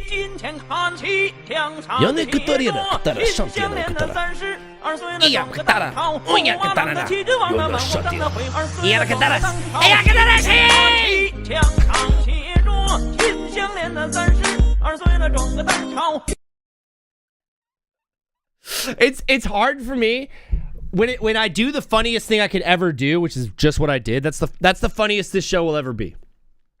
That is the top of the top. If you're like watching for the first time and you're like, I don't know if this show is for me necessarily, or how funny can this show actually be, this is the funniest it could be. This is two Chinese guys. This is I want to be ninja. This is a Chinese like grandmaster sitting behind his workbench, and then some punk kid from Tokyo who's trying to like mess around with him.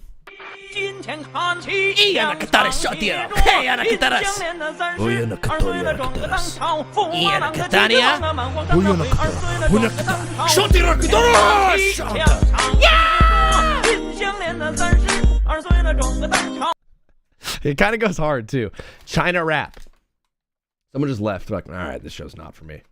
It's funny in my head. Everything I do is like universally loved and praised in my own brain because it's me. It's me I'm talking to. Hey, I'm talking here.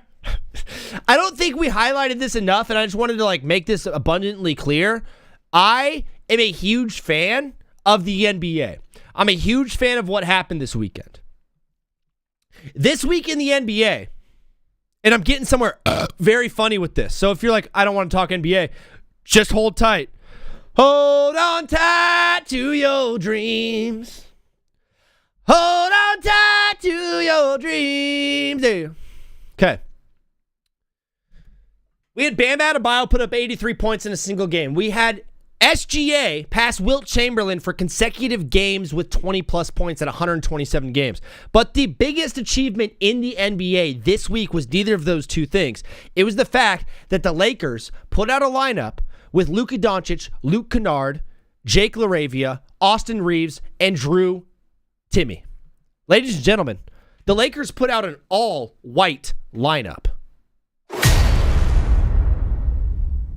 I don't know if we'll ever see this again in our lifetimes. An all-white lineup. Here they are in all of their glory, in all of their whiteness. Look at the pastiness. I'm surprised they even reflect off the floor. Look how pasty they are. Luka talking to the ref. Timmy doing nothing. Austin Reeves being sick. Jake LaRavia over here, and then Cornette balding. Brother, dude, there was a moment last night. In this moment right now, there's 7 white dudes on the floor right now. And this guy, and 30. And there was a Japanese guy running around as well. I don't want to move past this. It's one of the craziest things that's happened in the NBA in a long time is the fact that the Lakers had 5 white players on the floor at the same time. It was awesome. It was also the biggest meme ever. JJ Redick didn't do it like for any competitive purposes. JJ Redick did it for the laugh. He did it for the lads. That's how you know JJ's a real one. That's how you know JJ says it. Behind closed doors, he says it. He's gotten the pass a few times in his life, and he's used it. I'm going to just say right now, I almost said JJ N-word. JJ Redick says the N-word. Not aggressively. Not aggressively. Just for fun. Just for a little gag. Even though it's not funny. Speaking of, did I finish my take on Kyler Murray? Oh, God. Oh, jeez. I should not have said that. That was a little too much. We're going to take him off the wheel. We're going to roll the last hour and 10 minutes of this show. We're going to be rocking and rolling on the wheel. If anything silly pops up, if anything happens, we do have a breaking news button, so we can hit breaking news at any time. But if not, I'm just going to roll with the show and finish off these clips. I'm going to finish off these clips and then have a fun time. Dude, here it is. This is where I found. I just searched China. Plug walk. I am going to commit great crime. I'm going to bust nut in. What do you today?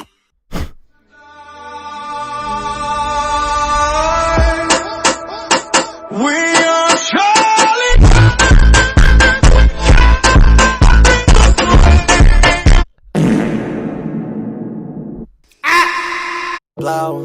Yes! I needed this. Rest in peace, my granny. She got hit by a bazooka. Bro. Kaboom. Rest in peace, my granny. She got hit by a bazooka. I got to add this real quick, fellas. Downloading MP3.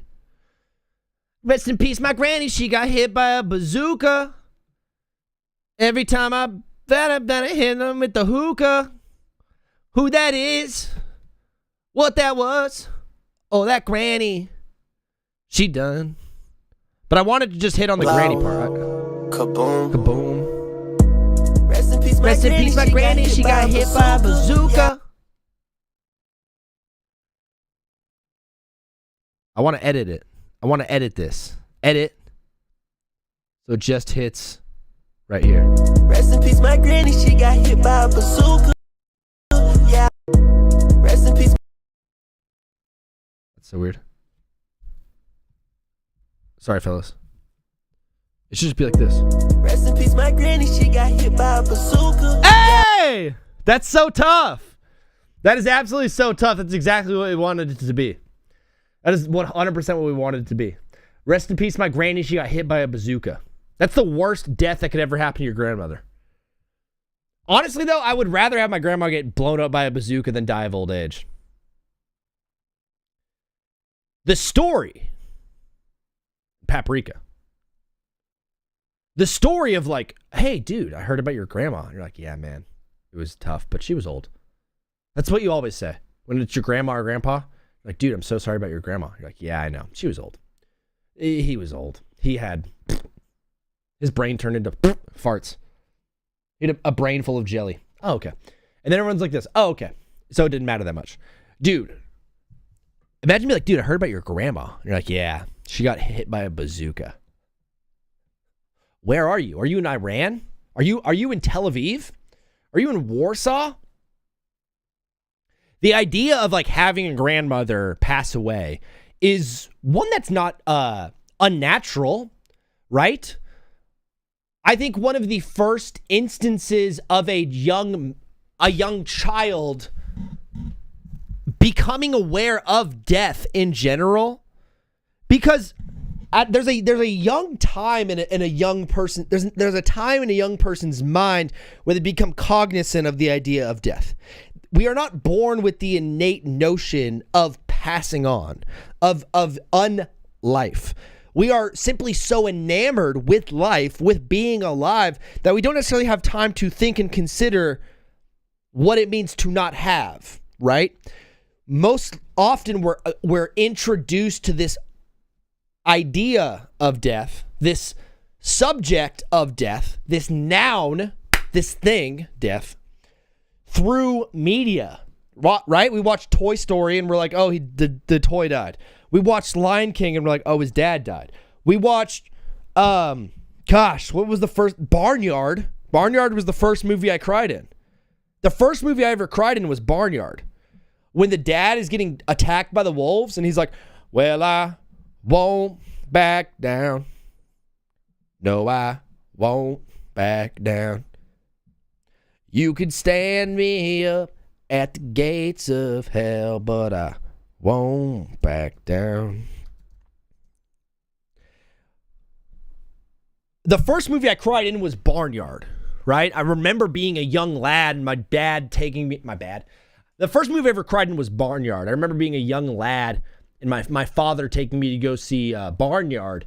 And I remember when the dad was getting attacked by the wolves and the wolves were hitting him and he was singing the song. I'll just play it for you guys in case you guys wanted to hear it.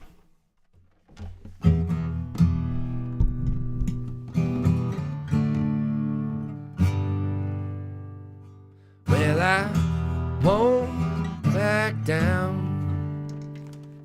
That sounds so horrible. Well, I won't back down. No, I won't back down. You can stand me up at the gates of hell, but I won't back down. No, I stand my ground. Won't be turned around. And I keep this world from dragging me down.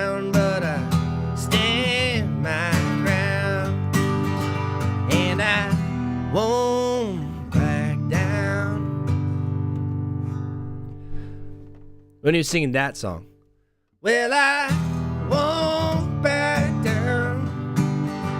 No, I won't back down. You can stand me up at the gates of hell, but I won't back down. That was the first time I cried in a movie. I think it was a combination of Tom Petty, obviously, and like the situation itself, yeah, but ultimately I was thinking about my dad. I was thinking about my dad in that whole situation. I thought for the first time in my life, I was cognizant of the notion that like one day I'll be on this earth without my father, potentially. If all goes according to plan, right? You're supposed to outlive your father. If you don't, wow, sorry. The death in Barnyard killed me as a child. TPV, yeah.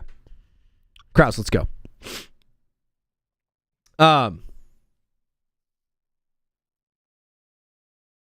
Oftentimes our first idea of death comes from media. It comes from movies, it comes from films, it comes from songs, right? The first time that death becomes an idea beyond just something that happens to other people and becomes something that happens to us, it's usually a grandparent, right? It's usually a grandparent or a dog. What came first, the chicken or the egg? The dead grandma or the dead dog? That'd be a fun, that'd be a good brand. The grandma and the dog. Iowa State is taking it to Arizona. They are up by 8 with 8.5 minutes left in the first period. Obviously, Arizona is a solid team. I think they will have a comeback in them, but pretty tight game. Kids don't know anything. Kids don't know a thing. And if you're a kid right now listening to this show, you know stuff. Trust me, you do. Everything you know is going to change. I was talking to my little brother about this yesterday. I was like, bro, aren't you glad you're not 13 anymore? And he's like, yeah. He's like, I'm really glad I'm not 17. When you're 17, bro, gosh, you're the dumbest person in the universe. And the worst part is you think you know everything. When you're 17 years old, bro, oh my, you think you have the world on a string. You think you know everything that's going on. You think you know politics, you know about sports, you know about your future, you know about your emotions and your feelings. You know about chicks. You feel locked in at 17. You're like, I know life. And then like, not even 2 years later, you're like, I was wrong. And then like 6 years removed from that, you're like, holy crap. I was literally retarded. That's what you realize. As you grow older in life, I'm going full unk mode. As you get older in life, you just realize more and more how retarded you have been your entire existence. And you realize as much as I thought I knew things, I actually didn't know anything. Dude, I just saw you on a Crispy vid. Small world, bro. Was like, I know him. I meant to say that on the phone. You know Crispy? Crispy's the man that guy put me on.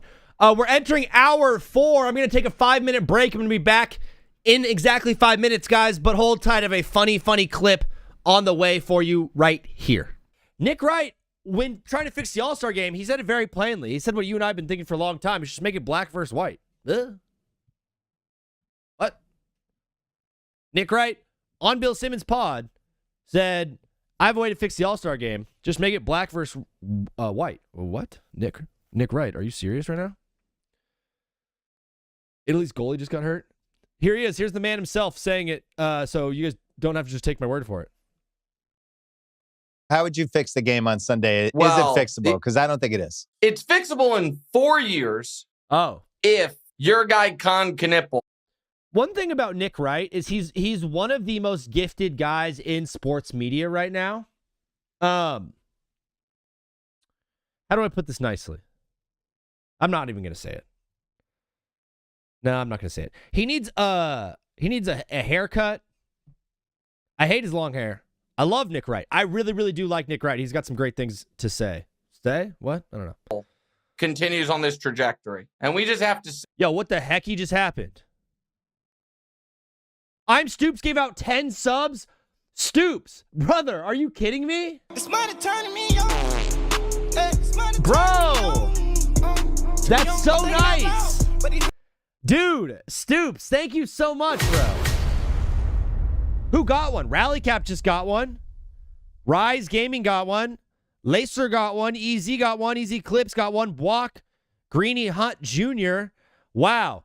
For those of you who are over in the YouTube world, shout out to you. I love you so much. Stoops is just in here every day coming in and dropping subs. So if you're looking for like free subs and stuff, Stoops is always in here. We're having a good time. Stoops, brother, from the bottom of my heart, bro, I appreciate you so much. God bless you. Thank you for helping me on this journey, dog. It means a lot. I'm in a really tough spot in life right now. I have to move away from the place that I live currently to move somewhere cheaper.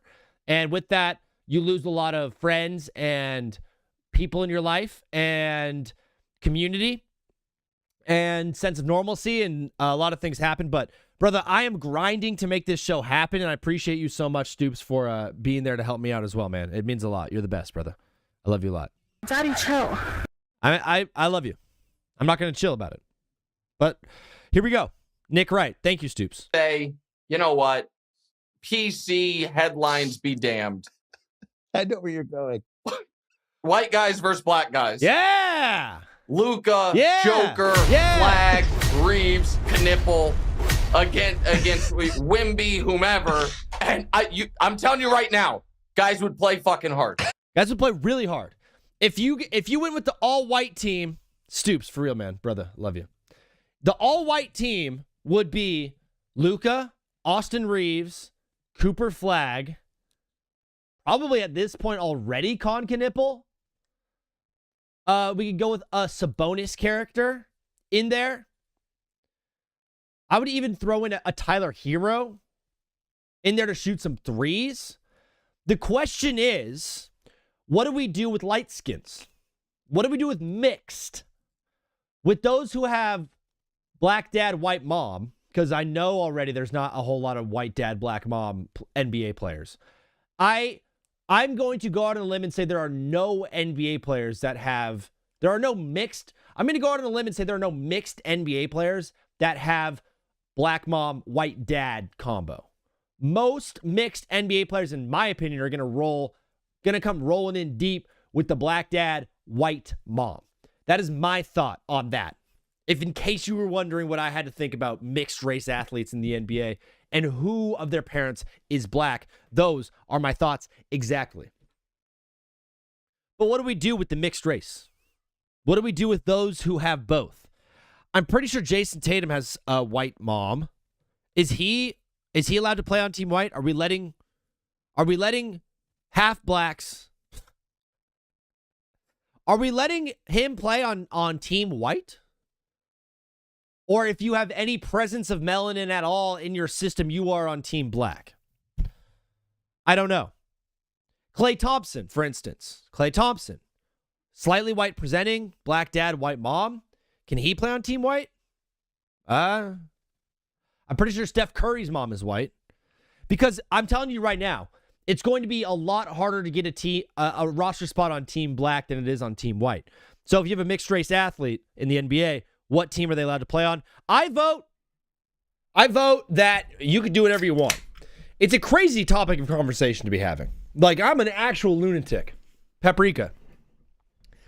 But when I heard that take back with Zach, TBWZ Widescreen Radio, when I heard that take back, it does make me curious. Do you think there's any NBA players that are mixed that have black mom, white dad? I just feel like you get less powers. Right? Does that make any sense at all? Is that racist? I feel like it's more powerful of a mix if dad is black and mom is white. Now, what am I doing there? I don't know. I have no idea. What's up, Gliz? Good to see you, bro. Gliz, we started a March Madness bracket at the top of the chat over there.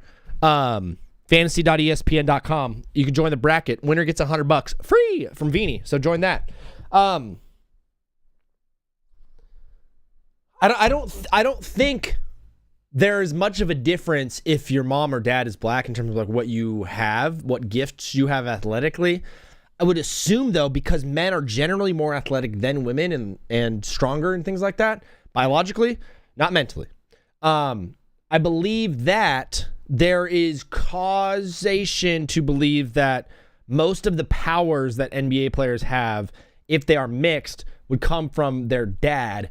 And if their dad is black and their mom is white, they might get more powers than if your dad is white and your mom is black. One of my friends, one of my OG friends, like this dude was a homie, went back a long time. My homie Blake. He had a white dad and a black mom. He was mixed as well.